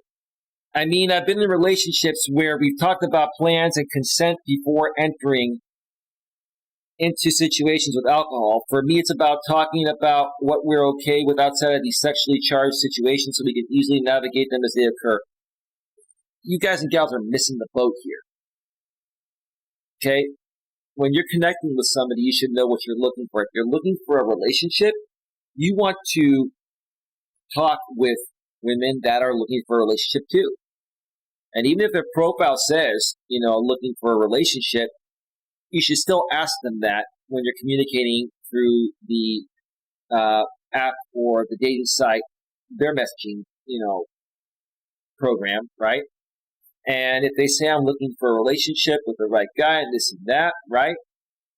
Then you exchange numbers, you talk on the phone and see how the conversation goes. And you're going to have a good idea on whether there's going to be a chance of chemistry happening when you meet in person or not. You guys are just swiping left, swiping right. You probably aren't even trading numbers, right? Because a lot of these women, before I met this one that I'm with now, a lot of these women nowadays will try to talk with you through the app and not even give you their number until after you meet, right? That's a red flag to me right there. Okay, I'm not gonna meet, well, I'm not gonna meet any woman now. I'm just saying I wouldn't meet. It's hard to talk like this because I'm doing this show for everyone. And ma'am, if you're listening out there, you know what I mean. I'm not going to, I wouldn't meet a woman that wouldn't give me her phone number. That shows investment into me, right? I'm not going to abuse the number, but until a woman gives you her number, she's not investing into it. She's trying to be somewhat guarded, right? You don't want to be or meet a woman that's guarded out of the gate because it's only going to get worse, right?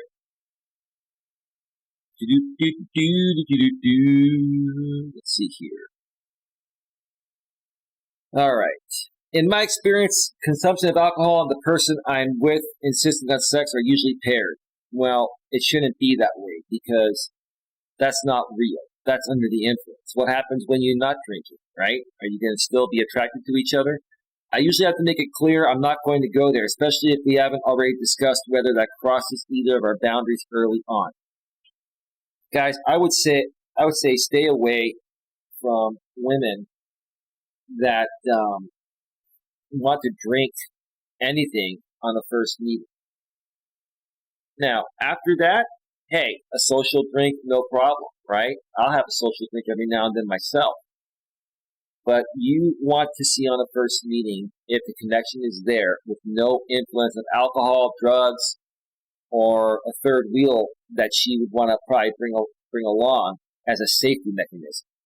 Some women want to do that. I just wouldn't go out with a woman like that if I was you. You know? Yeah, I can understand this. I wish we had clearer social values on consent. I try to avoid alcohol in any situation where I'm dating someone. I haven't talked about sex, but with the opportunity may exist. Well, here's the thing. You guys are worried about consent, right? Because you're worried that the woman is going to, call the cops or something, right? If you're just a cool, calm, and collective guy, and you qualify women, from the dating app, right, or dating site, by talking with them on the phone and getting a feel for their personality, you're going to be able to tell if that woman is mentally and emotionally stable or not. And if she's not mentally and emotionally stable, you just don't meet her. If you meet good women that are in a good place and can carry a great conversation, right, and seem normal, you don't have to worry about the consent thing in the ways you guys are worried about it, because she'll give you the signs, and then if she gives you the signs, you go in for the kiss. If she starts kissing you, then you escalate it. If she allows you to escalate, you keep going. If she tells you to stop at some point, all you do is stop, and then that's pretty much it. But if she's really into you, she's not going to want you to stop. You guys are worrying way too much about things that you don't need to worry about. You guys are watching too many TV shows, or you're just reading, too many crazy stories where other guys are just, really pushing women that say no, right? There are guys that women have said no to, and then these guys will push and then will just keep doing things. Then that's something that's wrong. That's not consensual. It doesn't mean that these women are going to, go crazy on you guys if there's a connection. They're gonna go along with it. I'm gonna read one more here from this one, and then I'm going to go to the next Reddit posting. This is from the original poster here. I don't understand. I went to therapy throughout my 20s to deal with intense childhood trauma. That's why you've had issues with these women. So I'd be able to eventually be able to get into a healthy, good relationship. So this guy probably has issues stemming back to his childhood. Maybe he came from a broken household. Maybe he had more of a feminized father and more of a masculine type of dominant mother. And, he's been struggling to try to figure things out. And what the fuck is going on now? LOL. Well, dude, I understand more so now why when you go on these dates, you seem to be a good guy, and you're probably attractive, and you dress nice, but you just don't know how to talk with women. You just don't know how to read the signs. You don't know how to escalate romance when the woman is basically practically throwing herself at you, bro. I once walked past two people clearly in a date. The woman looked normal. If horrified, because their date was legit lounging on two chairs at the coffee shop where they were sitting and talking. Do weird. Okay. Let's read one more here. This is, I believe, from a woman.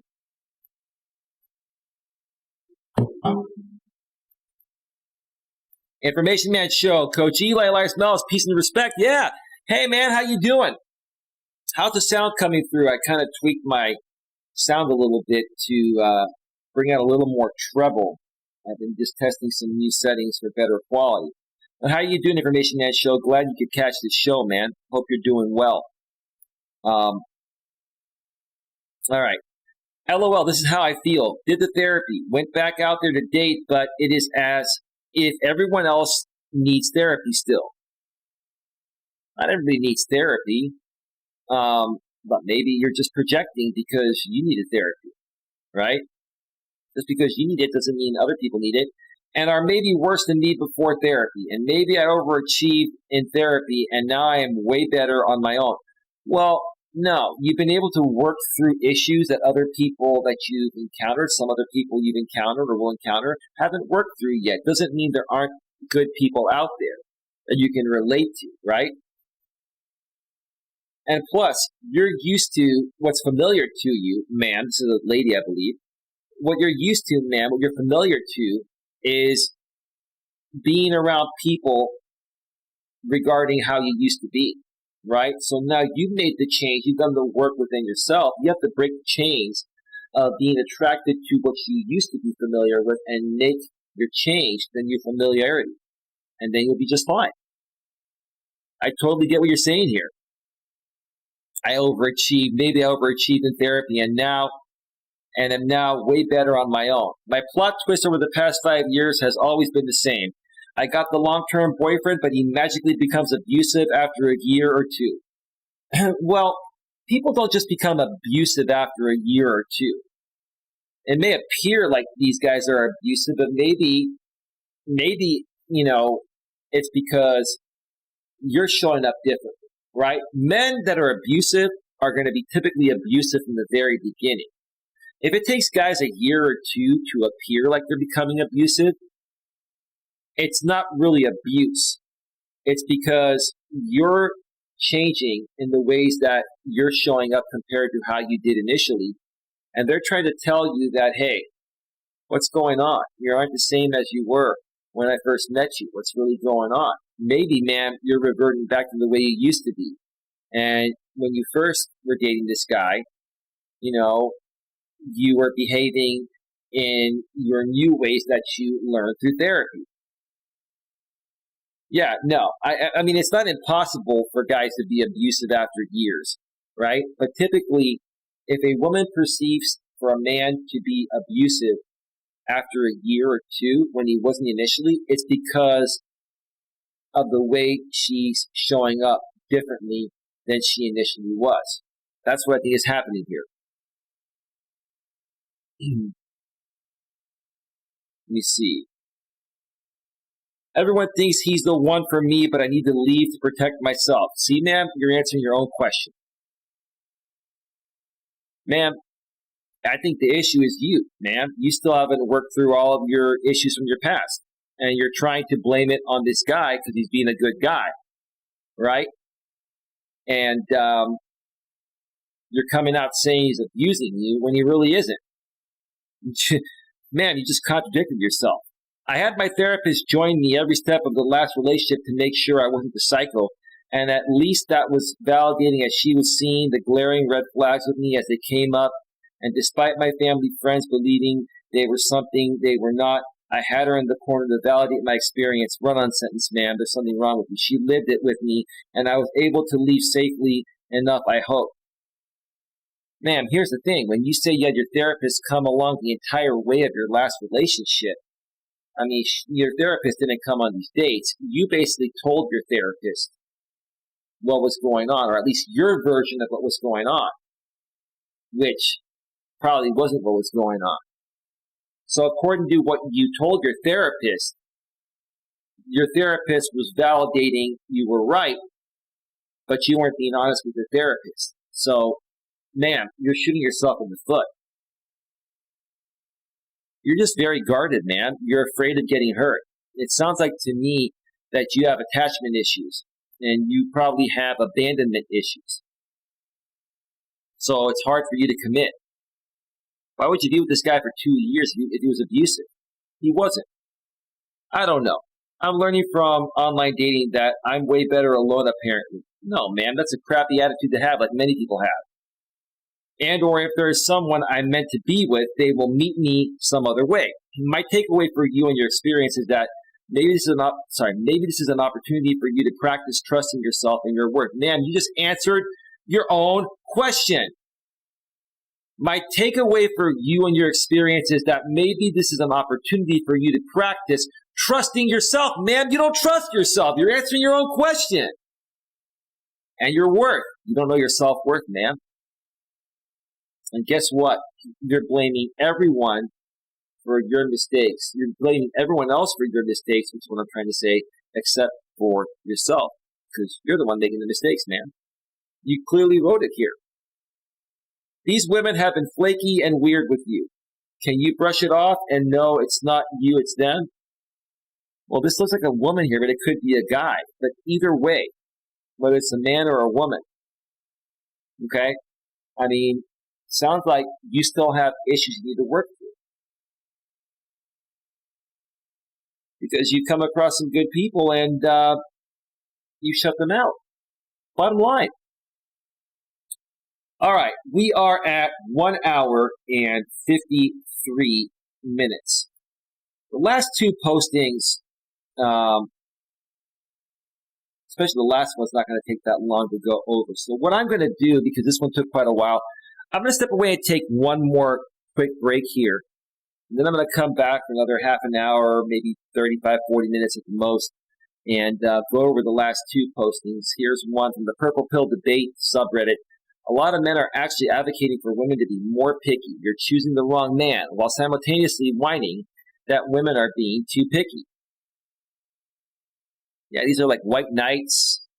These are like, men that are feminist men. And, it's contradicting itself. And then there's the 80-20 rule there, meaning that, while these guys are advocating for women to be more picky, they're choosing the wrong men. At the same time, they're whining that women are being too picky, contradicting their own statement. And then what they mean by being picky is the 80-20 rule. 80% of the women want 20% of the men, right? Well, you guys can be one of those 20% men, right? And we'll talk more about that when I get back from the break. And then we're going to wrap up by going to the Ask Men subreddit, and I'm going to be reading what is an automatic deal breaker for you when it comes to a relationship. Pretty interesting. 1,848 comments. We'll get through about 10 or 15 of them. So, let's go back to full screen here, and let me check out the chat here real quick. Give me a second here. YouTube is clear. Well, man, thank you. Sounds great. Says Information Man Show. Cool, man. Cool. Facebook and D Live are totally clear. Okay. Let me cue up some royalty-free YouTube music. Just a second here. Boo-doo-boo-boo. Boo-doo-boo-doo-boo.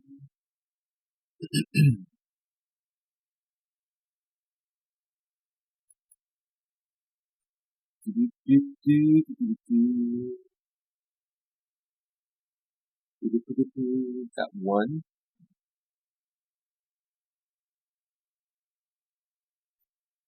Let's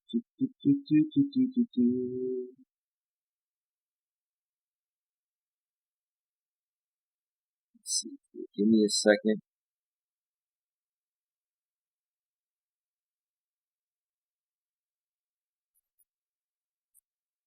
Got two.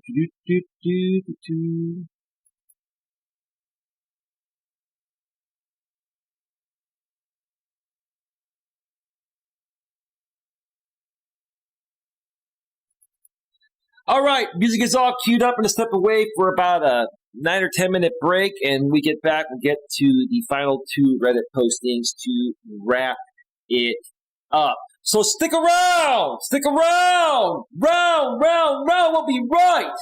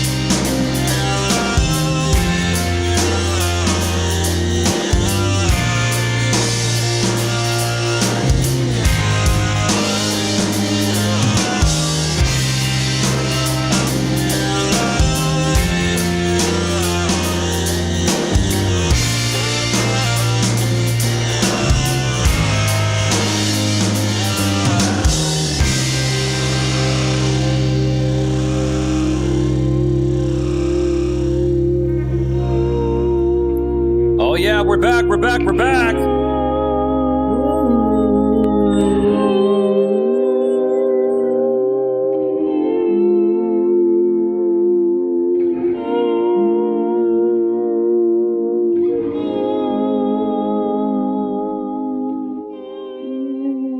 All right. Yeah.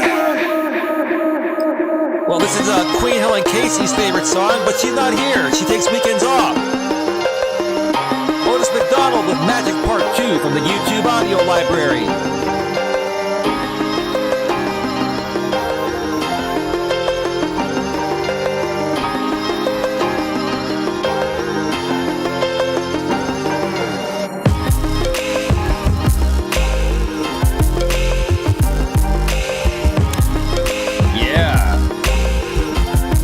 Oh, yeah.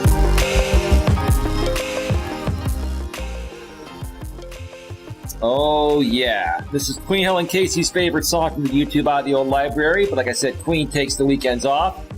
She's all over Twitter on the weekends, fighting the good fight on the political spectrum, right?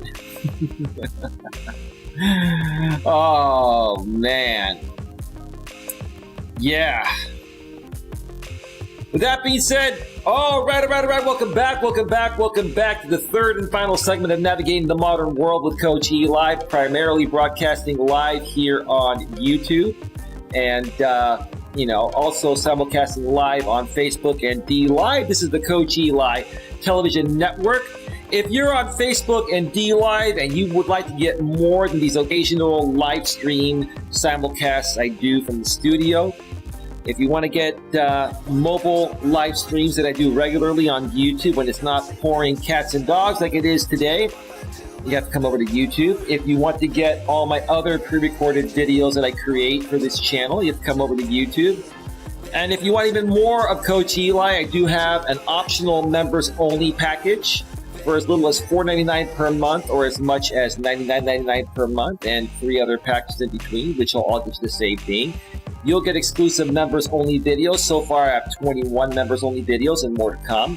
I also have 2 members-only live stream replays that were done as members-only streams initially, and more to come down the road. And it's also the best way to keep in touch with me, because through my mobile streams and in-studio live streams I update people through my monologue at the beginning and then share a great topic and even engage the chat more so on YouTube than other platforms. Speaking of which, checking out Facebook and D Live right now, and it looks like we are all in the clear. Yeah. Well, yeah, this song is a little bit too long, and if Queen is watching this on the replay, she's not going to like what I'm about to do. But yeah, we're just going to scratch it and get right back down to business. All right. Tonight, folks, we've been discussing the latest dating stories you can learn from and achieve better success. One more time. The latest dating stories you can learn from and achieve better success. If you missed the first 2 parts of the show, go back and check out the replay.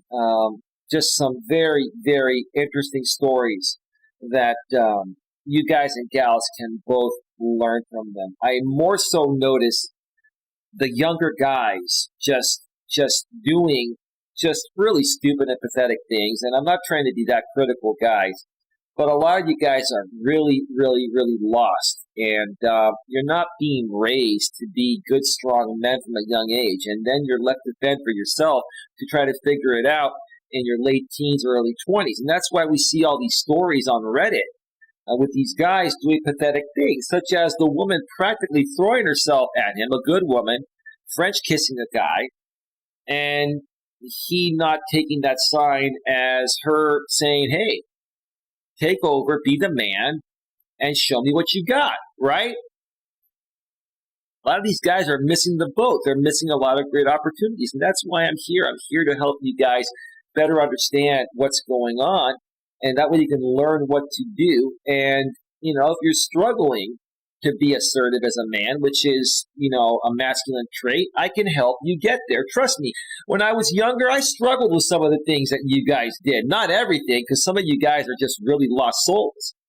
But I get it, and I can help you overturn it, and it will change your life. Trust me on that. So anyway, let's get to the last two Reddit postings here. Let's go back to the browser screen. Oh, there we go. It didn't engage my browser right away. It showed my nice colorful wooden background, which is pretty cool too. But there we go. All right. So this posting is from the subreddit Purple Pill Debate, one of my favorite subreddits on Reddit. And the original poster states, a lot of men are actually advocating for women to be more picky. Why would you do that? Why would you guys do that? You're choosing the wrong men. I don't know if I'd go and say, when these guys are saying you're choosing the wrong men, they're advocating for women to be more picky. What they're saying is you need to do a better job of qualifying these men, right? Because what happens? A lot of times when a good guy, like this is what happened in the past, I'd come across some good women that were abused and taken advantage of by other men. And it forces these women to put a guard up, which doesn't allow them to be themselves and allow me or other guys to get to know them, right? And so, I think what, these men are saying here is that you need to do a better job of qualifying who you're giving a chance to, because you're picking the wrong guys, and then it's making you become jaded, right? And it's making you put a wall up to the point of where when you come across the good guys, we don't feel like giving you a chance because, you're scarred. And it's not fun getting to know someone and hanging out with someone and dating someone that's scarred from the past and is not able to move through it, while simultaneously whining that women are being too picky. The 80-20 rule, meaning that, 80% of the women want 20% of the guys, which is kind of true. It's even gotten to the point of like 90-10. 90% of the women want 10% of the guys, right? Typically the Chads and Tyrones. So let's read what the poster wrote here. Ray GD is his username, and he puts debate right below his posting. Let's focus on the women who are choosing the wrong men first. All right, dude, let's do that. A lot of men say that there's a large group of women who are choosing the wrong type of men to mate with. Yeah, a lot of them want the Chads and Tyrones. Women spend their 20s, riding the carousel with the Chads and Tyrones. And they're trying to lock those guys down when those guys don't want to be locked down because all the women want them and they're just having fun because they have unlimited options, right? And so what happens is these women go through a bunch of these Chad and Tyrone type of relationships. By the time they hit their 30s, they're jaded, their biological clock is ticking. And, then they come across some decent men and, they make it much more difficult for those guys to get to know them because of their past, which is not a good thing. A lot of guys will walk away from that. Let's see. The thug, the loser, the bad boy, the F-boy, right?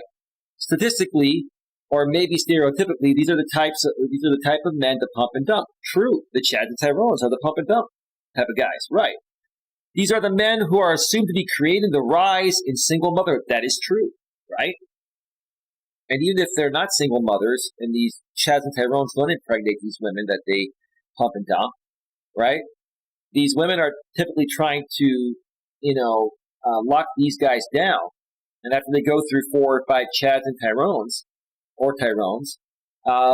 they're jaded to the point of where when they get to the good guys, they're putting us through the ringer just to have a chance with them. And that's not a good thing.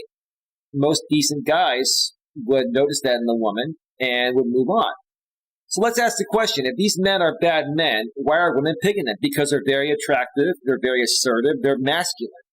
Doesn't mean they're the right type of masculine. The reason why they're picking these guys is because, the other guys like yourself, sir, are beta men, right? You're not assertive. You're weak. You're needy. You're desperate. You're insecure. You don't have a spine. You suck up to women. You do what you feel women want you to do instead of just being yourself. And these bad boys, are just being themselves. They're just, they're being strong, confident men.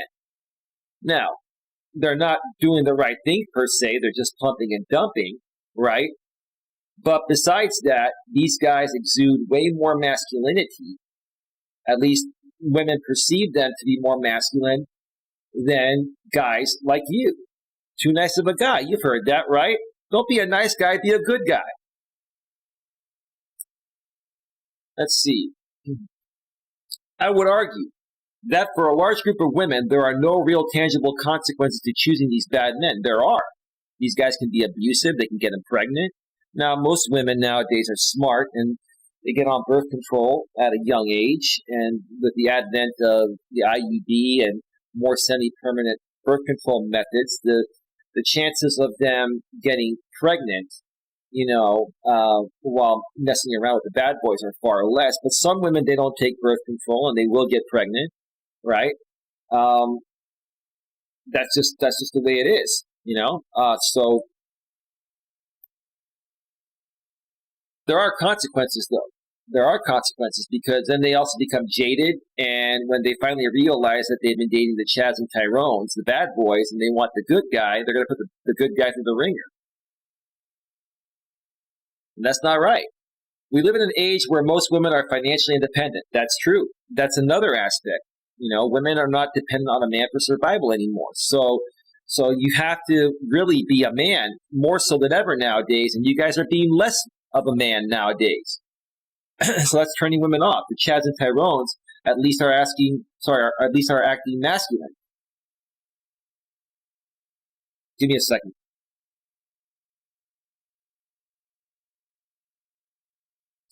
The damn allergies had to clear my throat real quick there. All right. So we live in an age where most women are financially independent. Therefore, a man in the traditional sense has less value to her. That's true.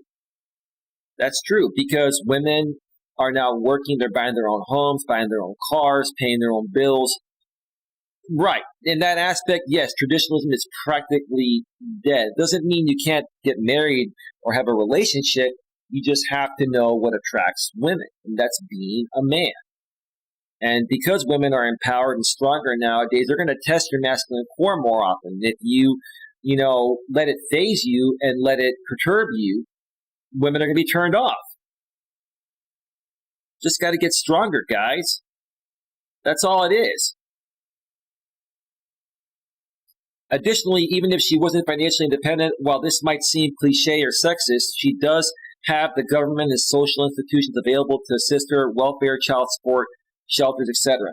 Well, those are the women I consider the radical feminists, right? Because every woman is a product of feminism. When women got equal rights, which they should have always had, and I'm glad they have equal rights, the right to work, the right to bear arms, the right to vote, equal pay for equal work, yada, yada, yada, freedom of speech, all that stuff, right? Okay? That's one aspect there, right? That's a normal woman. The women you're talking about here, where you say they have government and social institutions available to assist her, welfare, child support, shelters. Yeah, yes, women do have more options in that aspect, but the good women are not going to take advantage of those options. The radical feminists are the ones that take advantage of those options right there. So, you got to understand there are two types of women out there. There are feminists, which are the normal, empowered women that are working and have equal rights. And then there are the ones that are the radical feminists that not only want, or are happy to have their equal rights, now they go and seek out special privileges, right? I won't date a woman like that. I would never date a woman like that. I would argue that women have actually lowered their standards. No, they've actually raised their standards tenfold. Dude, you're wrong. Due to women not being as reliant on men for survival on an individual level. Dude, you're not making any sense here. Women are less picky and less anxious about their choice of a mate. Dude, where the hell have you been for the last 5 to 10 years? Well, women are incredibly more picky. They're pickier than ever before. Oh my God, dude. Wow. Who cares if the loser across the street knocks you up? Just put them on child support. Dude, you're wrong. Now, I'm not saying all women or even the majority of women are doing this or think like this. No, some of them do. I'd say maybe at least a third or possibly half of them do, but the other half of women are decent, normal women that are still picky because they want to make sure they don't end up with, the female version of what you're looking for, right? They don't want to end up with a guy, that's similar as the types of women it appears you've encountered. So they want to make sure they find the right person. So they're much more picky, bro. They're pickier. You have that wrong. I don't think like this. Okay, well, you seem kind of lost, bro, so I don't even know what you're thinking here. But that women know they have the option. Sure, women do have a lot more options nowadays than ever before, and in many cases, they do have more options than men.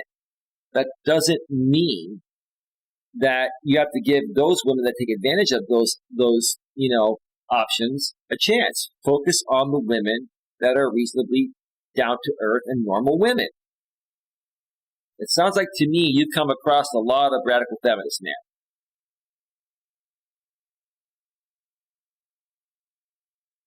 I don't think like this, but women know they have the option, which gives them the ability to care less about the status of their mate. No, it doesn't mean that, bro. It doesn't mean it gives them the ability to care less about the status of their mate.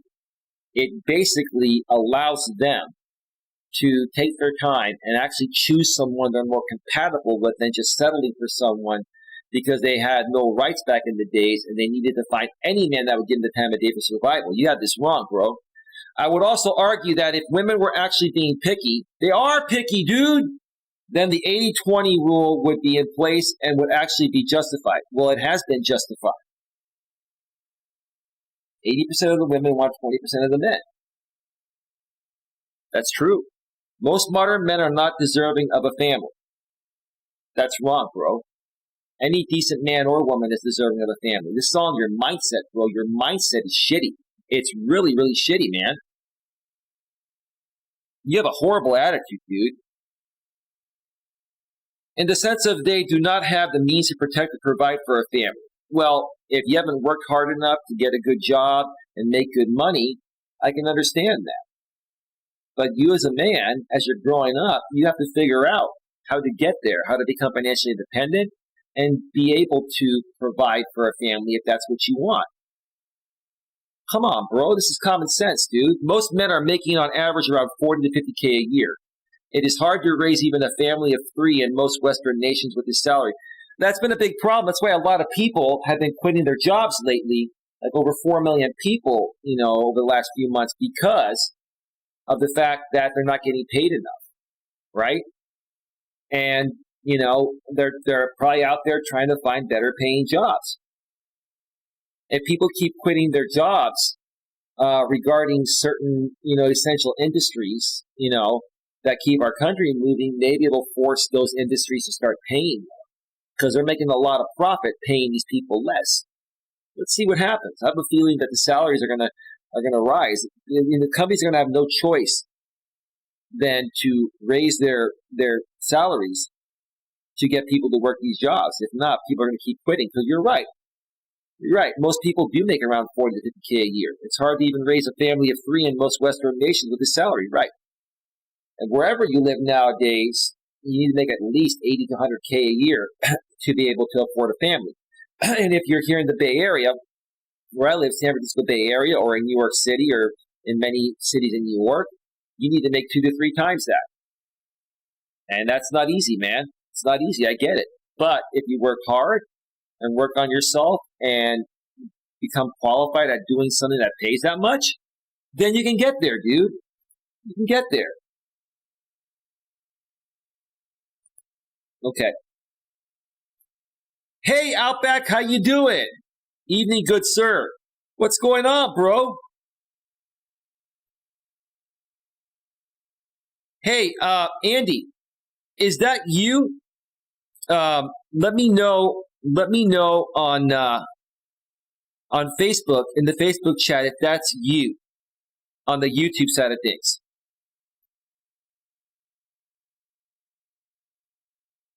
Give me a second here.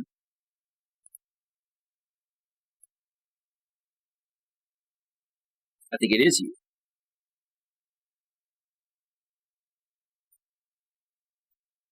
It is you, Andy.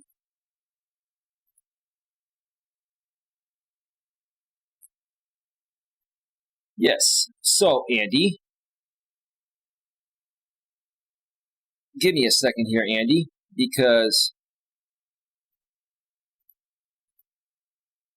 Andy, I'm going to moderate you on my channel. I verified it was you.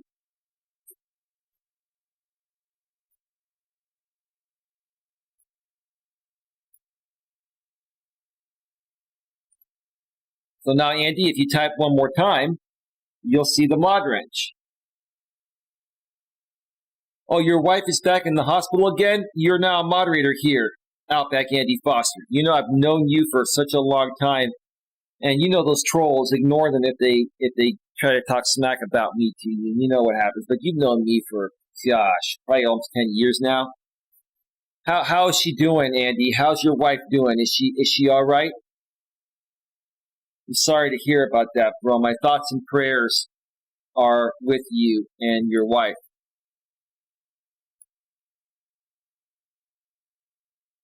Anyway, yeah, that's sad, man. I really wish you and her the best, man. You're good people. She's a good woman. Let's see. It does need to be said that a lot of women also don't deserve to have a family. Dude, you're projecting now, dude. You have a piss poor attitude, original poster. A lot of women are horrible moms. Some of them are, but some of them are not. Hang on a second. Hang on a second.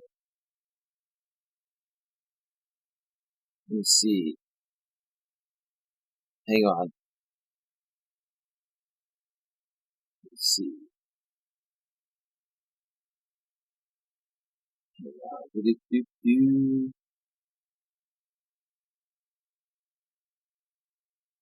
All right. I had to respond to this text real quick.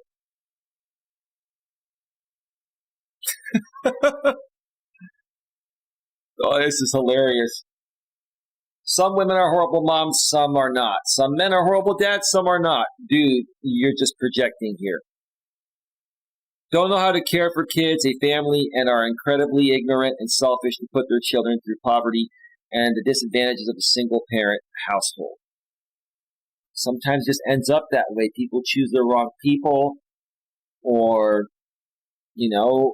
man and woman get together for a fling, and, the woman's not on birth control and they don't use condoms, and there are so many things you can do to protect yourselves nowadays and prevent these things from happening, that the people that this happens to nowadays are just they just don't take care of themselves. They're not good people.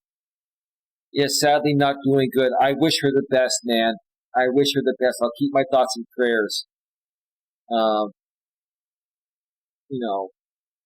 in my head and heart for your wife, man. I hope Robin's gonna be okay. I really do. Let's see here. But just like women should be raising their standards and stop having relationships with men who aren't worthy, men should stop simping and nutting in women they wouldn't want to be with long term. Nutting in women. I haven't heard that phrase, bust a nut.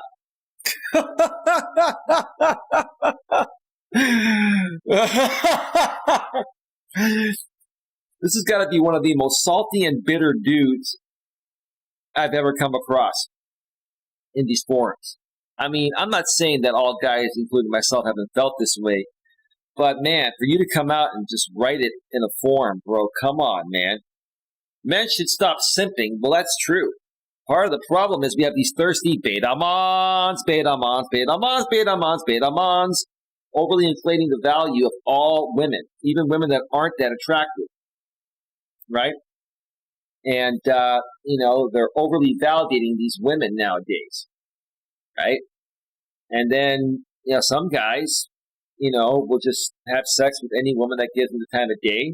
They'll use no condom, and like you said, they'll bust a nut. They'll nut, and then they'll get the woman pregnant, right? A lot of guys, some of these guys won't even ask if they're on birth control or not. These women don't care because if they get pregnant, then the guy has to take care of them, right? Look, these men need to stop simping. They need to really understand and know what they're getting into before they do it, because it could ruin their life. It could. Nutting in women they wouldn't want to be with long term. Men need to raise their own standards. I agree. Now you're talking, man. If men would also raise their standards as women raise theirs. That's true. I think women have set the standards almost unreachable. At least a lot of them have made it unreachable. Men need to raise their standards by not overly inflating the value of every single woman, even a woman that's like a 4 or a 5 on the attraction scale of 1 to 10. Nothing wrong with talking to a woman that's a 4 or a 5. Just don't overly validate her like she's a 9 or a 10. Yeah, the beta males are simping way too much. That's the problem. Simp stands for sucker, idolizing, mediocre, P. P-U-S-S-Y. Right. Yeah, they are suckers. They are. They got to learn to be better men. So if men raise their own standards, just like women have raised theirs, everybody would be on almost equal footing. Instead, men will sleep with any woman, which I said earlier, which only incentivizes women, which is what you're trying to say, to be on the single mom train, since she can get knocked up by a high-value man. Well, when you say high-value man, there are a lot of guys, like a lot of the beta males, they're high-value men according to how much money they make, but they're beta males. So I don't consider them the complete high-value man. A high-value man is not only going to make good money and be able to provide financially and take care of himself and a family, but is going to have self-respect and be a man and not be a beta man that just, has unprotected sex with any woman that gives him the time of day. A lot of these ideas, I think you could say a lot of these ideas have been floating around the sub and relationship debates, social media sites, but I want to sort of bring all the ideas together to highlight how men are sort of causing their own issues and simultaneously making their perceived issues worse. You're right. In that aspect, you're right. You were pretty bitter at the beginning of your long posting there, but you made a lot of sense at the end. So let me share a couple comments here and see what the comments section is saying, and then we'll get to the final posting here before we go off the air. We're at 2 hours and 34 minutes. It's that simple, but they overcomplicate it. When we say be more picky, we mean vet the guys properly personality-wise, not go for the top % of men physically. I'm going to give you a big round of applause for that! There we go.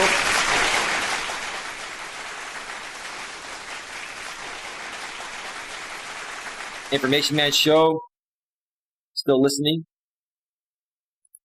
Thank you, brother. Thank you for still being here. Yeah.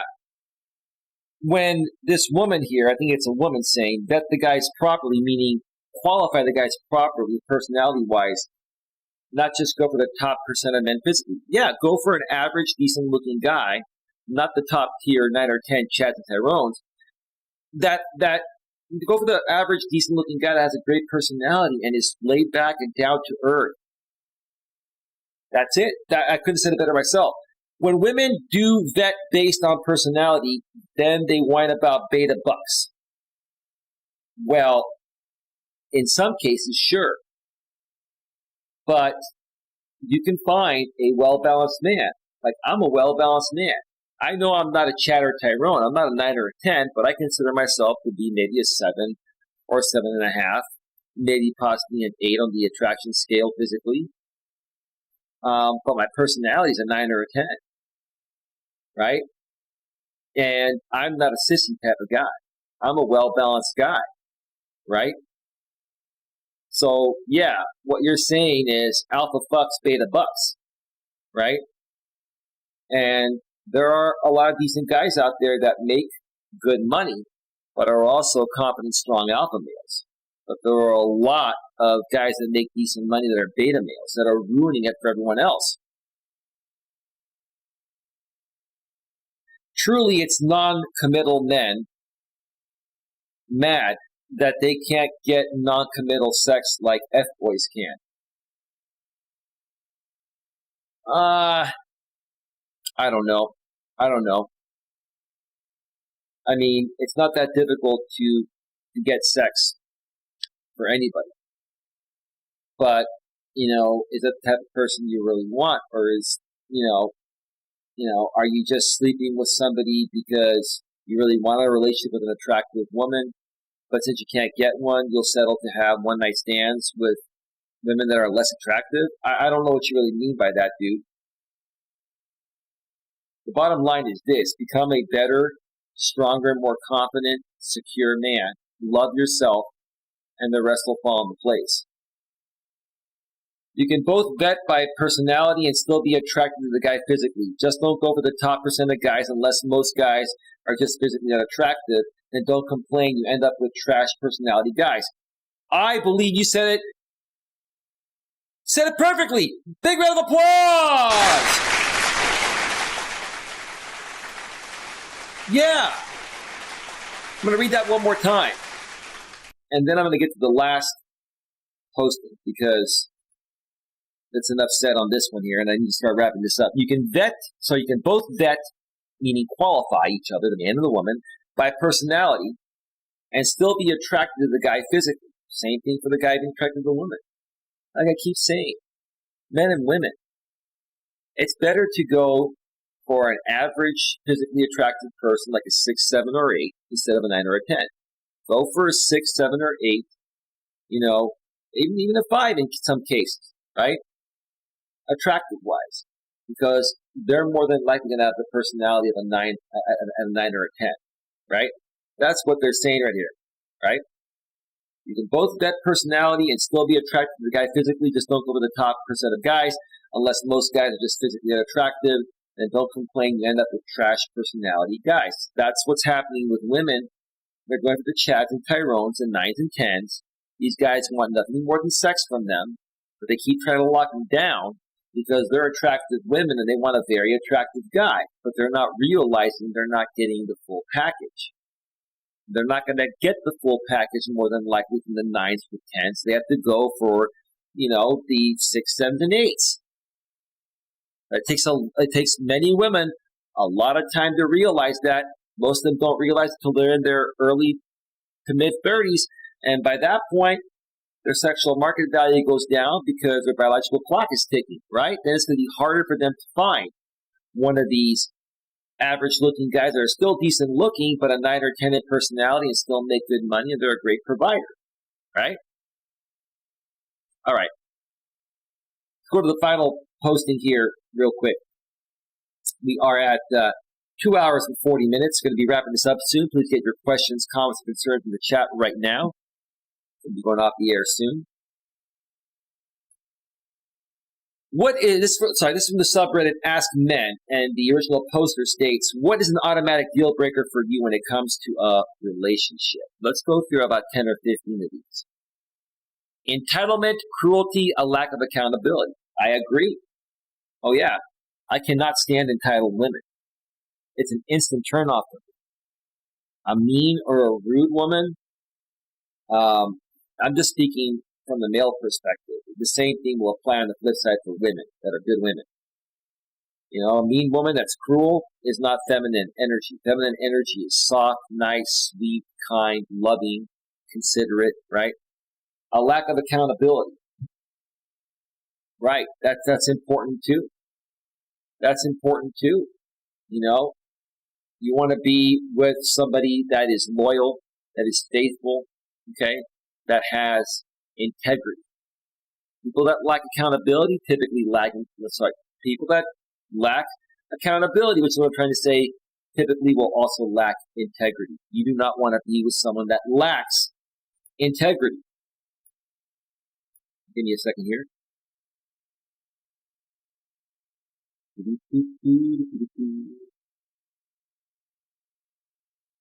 All right. Immaturity. Yeah, you want to be with somebody mature. And you can tell if they're mature if you're meeting them through online dating or dating apps. You can tell if they're mature by having one phone conversation with them. And then you can decide if you want to meet them or not. Dishonesty is another one, absolutely. Why would anyone want to be with someone dishonest, right? Hypocrisy, right. Double standards, okay? An example, dating a woman that tells you to not do something that she herself does. That's being a hypocrite. 2 more replies. Okay, that's not good. All right. None of these are good here. Any sign of manipulative behaviors, and I'm gone before you can say gaslighting. Right. It's kind of like that woman in the first segment that faked pregnancy. Told the guy that she was on birth control, and then she said she ended up getting pregnant, and then he had her take a pregnancy test, and it came out negative, and she lied to him. So she probably was on birth control. She was trying to lock him down. When facts and logic are on your side and your partner refuses to compromise. Right. I'll be the first guy to admit I'm wrong if I do something wrong in a relationship. One of the most attractive things you can do as a man to your woman is own up to your own shit, to your own mistakes, right? But also call her out on hers.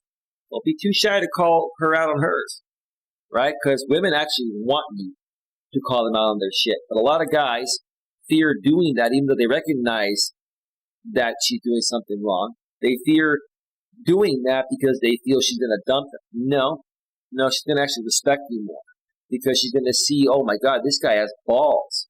He's calling me out on my shit. Wow, no other guy's ever done that. I'm kind of mad that he's doing that, but I'm actually turned on at the same time. I don't know why I'm so turned on. I've heard that from women so many times in the past, right? And the reason why it turns women on is because you're being a man. And you're not letting the pussy phase your better judgment. And that makes them want to give you the pussy a lot more. Learned this the hard way. I had my ex dead to rights on a few things, and she flipped out on me. She'd blow up so hard that I think, okay, I must have the wrong end of the stick here for her to go mental like this. Had me thinking I was crazy for months and months. Well, dude, that's what a lot of women will do. Some men will do it too. It's called manipulation, right? And basically, sometimes, women will request unreasonable things, so will men. And when the other side doesn't do it, it makes them very upset, and they blow up and get mad until you do as they say. That's not somebody you should be with. Had me thinking I was crazy for months and months, and then you ran for the hills, right? You finally got out of that crappy situation, right? Sounds like you were the victim of narcissistic abuse. That sounds about right to me. Yeah. Yep. Let's read a couple more, and we're going to go off the air here. Just 2 more here. Get your questions, comments, and concerns in the chat. We'll be going off the air in about 5 to 10 minutes. We're at 2 hours and 45 minutes. It's been a great show tonight. Great show. Yep, as another man who has suffered from this, it's crazy how much damage it can do to you. I was anxious for days on end at the end of it, and I think I suffered from PTSD. Still do suffer from PTSD because of it. Okay. Were you in the military also? That was almost 5 years ago, and I'm really just now truly healed from it. But I still get triggered sometimes when I'm dating someone and they aren't communicating. You can't let it trigger you, man. Here's the thing. You can never get triggered. If you're a man, you can never, ever get triggered in a relationship with a woman because they're emotional beings. They're going to get triggered with you at times, even the best of them. but they're looking at you to offset that with your emotional strength. And if you get triggered and lose your emotional shit, then she's going to lose trust and faith in your masculine core. It's only a matter of time before she breaks up with you or something worse happens, right? You don't want it to go there. So don't get triggered, man. I used to get triggered all the time, right? Used to get triggered all the time. I was never violent, but I used to get triggered all the time. And it just wasn't a good thing. It doesn't get you anywhere. Be cool, calm, and collective, and I'll tell you, it'll change your life for the better. And it'll actually, allow the woman to respect you more. I don't know what they're doing for long periods of time, like literally damn near panic attacks. Okay. Luckily, I'm smart enough to not let that affect the relationship and keep it out of sight from the person I'm dating. Well, dude, if it's women that you're saying are having panic attacks, it may not even be a panic attack. Women are emotional beings. They respond to everything emotionally first based on how they're feeling in the present moment. Then they reason with logic. Women are also doing things since they've been liberated that they're not used to doing. Biologic, right? They're working. They have to provide for themselves. They're independent. Society is saying, women, you're just like men. You need to be independent and strong and all that, right? They have a lot more pressure on them nowadays, and you guys aren't getting that. So what you're perceiving as a panic attack is actually a normal feminine emotional reaction. Now, don't get me wrong. There are times where it may be a panic attack or it may not be healthy, but for the most part, women are emotional beings, for Christ's sake. Come on. You guys just don't get that. Luckily, I'm smart enough to not let that affect the relationship and keep it out of sight from the person I'm dating. Well, is that you that's having panic attacks? I don't know what they're doing for long periods of time, like literally damn near panic attacks. Oh, you're having panic attacks because you're wondering what your partner is doing when you're not with them? That's not healthy, dude. You shouldn't worry about that as a man. You go on. When you're not with your woman, you work on your purpose. When I'm not with mine, I'm doing, my purpose. I'm helping people with my life coaching. I'm creating videos and doing live streams. I keep myself occupied and I'm happy, right? To the point of where even if I wanted to panic, which I don't, I have no time for it, bro. You just have too much time on your hands. Anyway, just wanted to share that for anyone else being abused by a narcissist, it will only get worse. Get the fuck out. I'll agree with you on that. Big round of applause! If you're with someone that you assume has NPD because of their behavior, narcissistic personality disorder, yeah, get out. Get out. I feel the same way. It's the last one here. Get your questions, comments, concerns in the chat. I'm going off the air in a few minutes. I feel the same way, bud.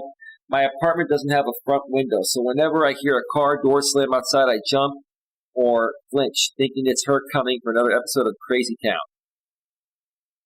Your apartment doesn't have a front window? Oh, you can't see, so your window's not blown out. You just don't have a window, you have a wall. Don't you have a peephole for your door? Okay. For most of last year, I felt like I was walking on eggshells around her constantly, and when we'd have a blow-up and she was blatantly out of line, I'd always be asking myself if I was really the one at fault there. Narcissists will fuck you up if they can. Yeah, here's the thing, to wrap it up. If you're with someone, whether you're a man or a woman, and you feel like you have to walk on eggshells regarding your dating or relationship partner, it's not worth it.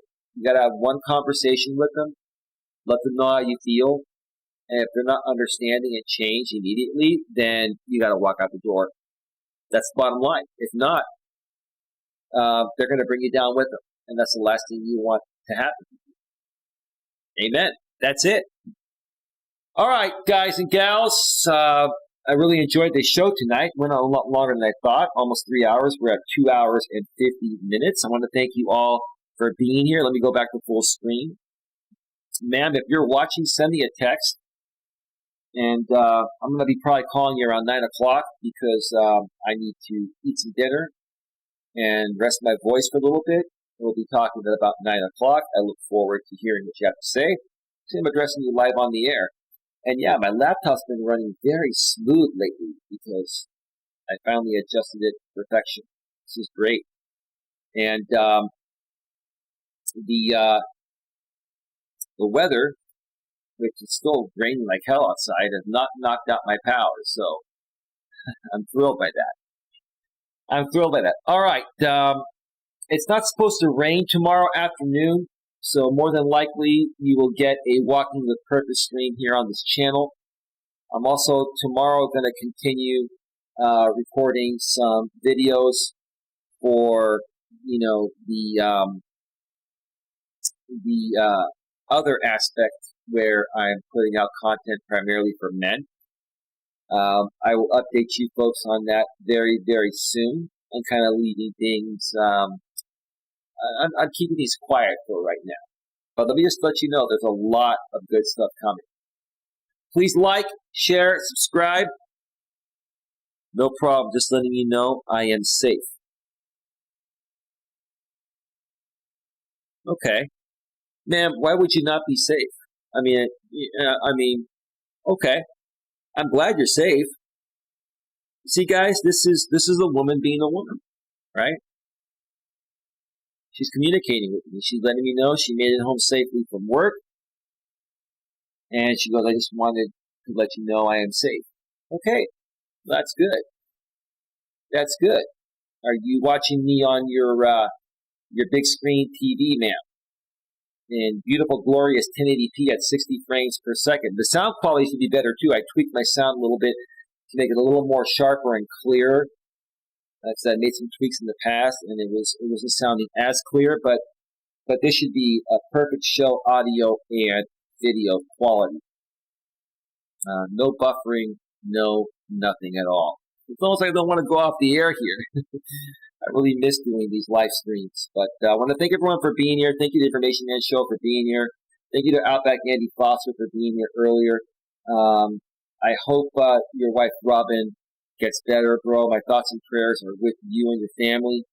And thank you to Neomorph Smo, formerly known as Sifu Smo, a.k.a. Dion. You changed your channel name. Thank you for being here earlier, bro. And Lewis Fuller was here to give me a like before we went live. I didn't see him after that, so maybe he got busy. Maybe he'll catch the replay. All right, with that being said, have yourselves a great, great night. I'll see you all tomorrow. Take care. Bye. Bye.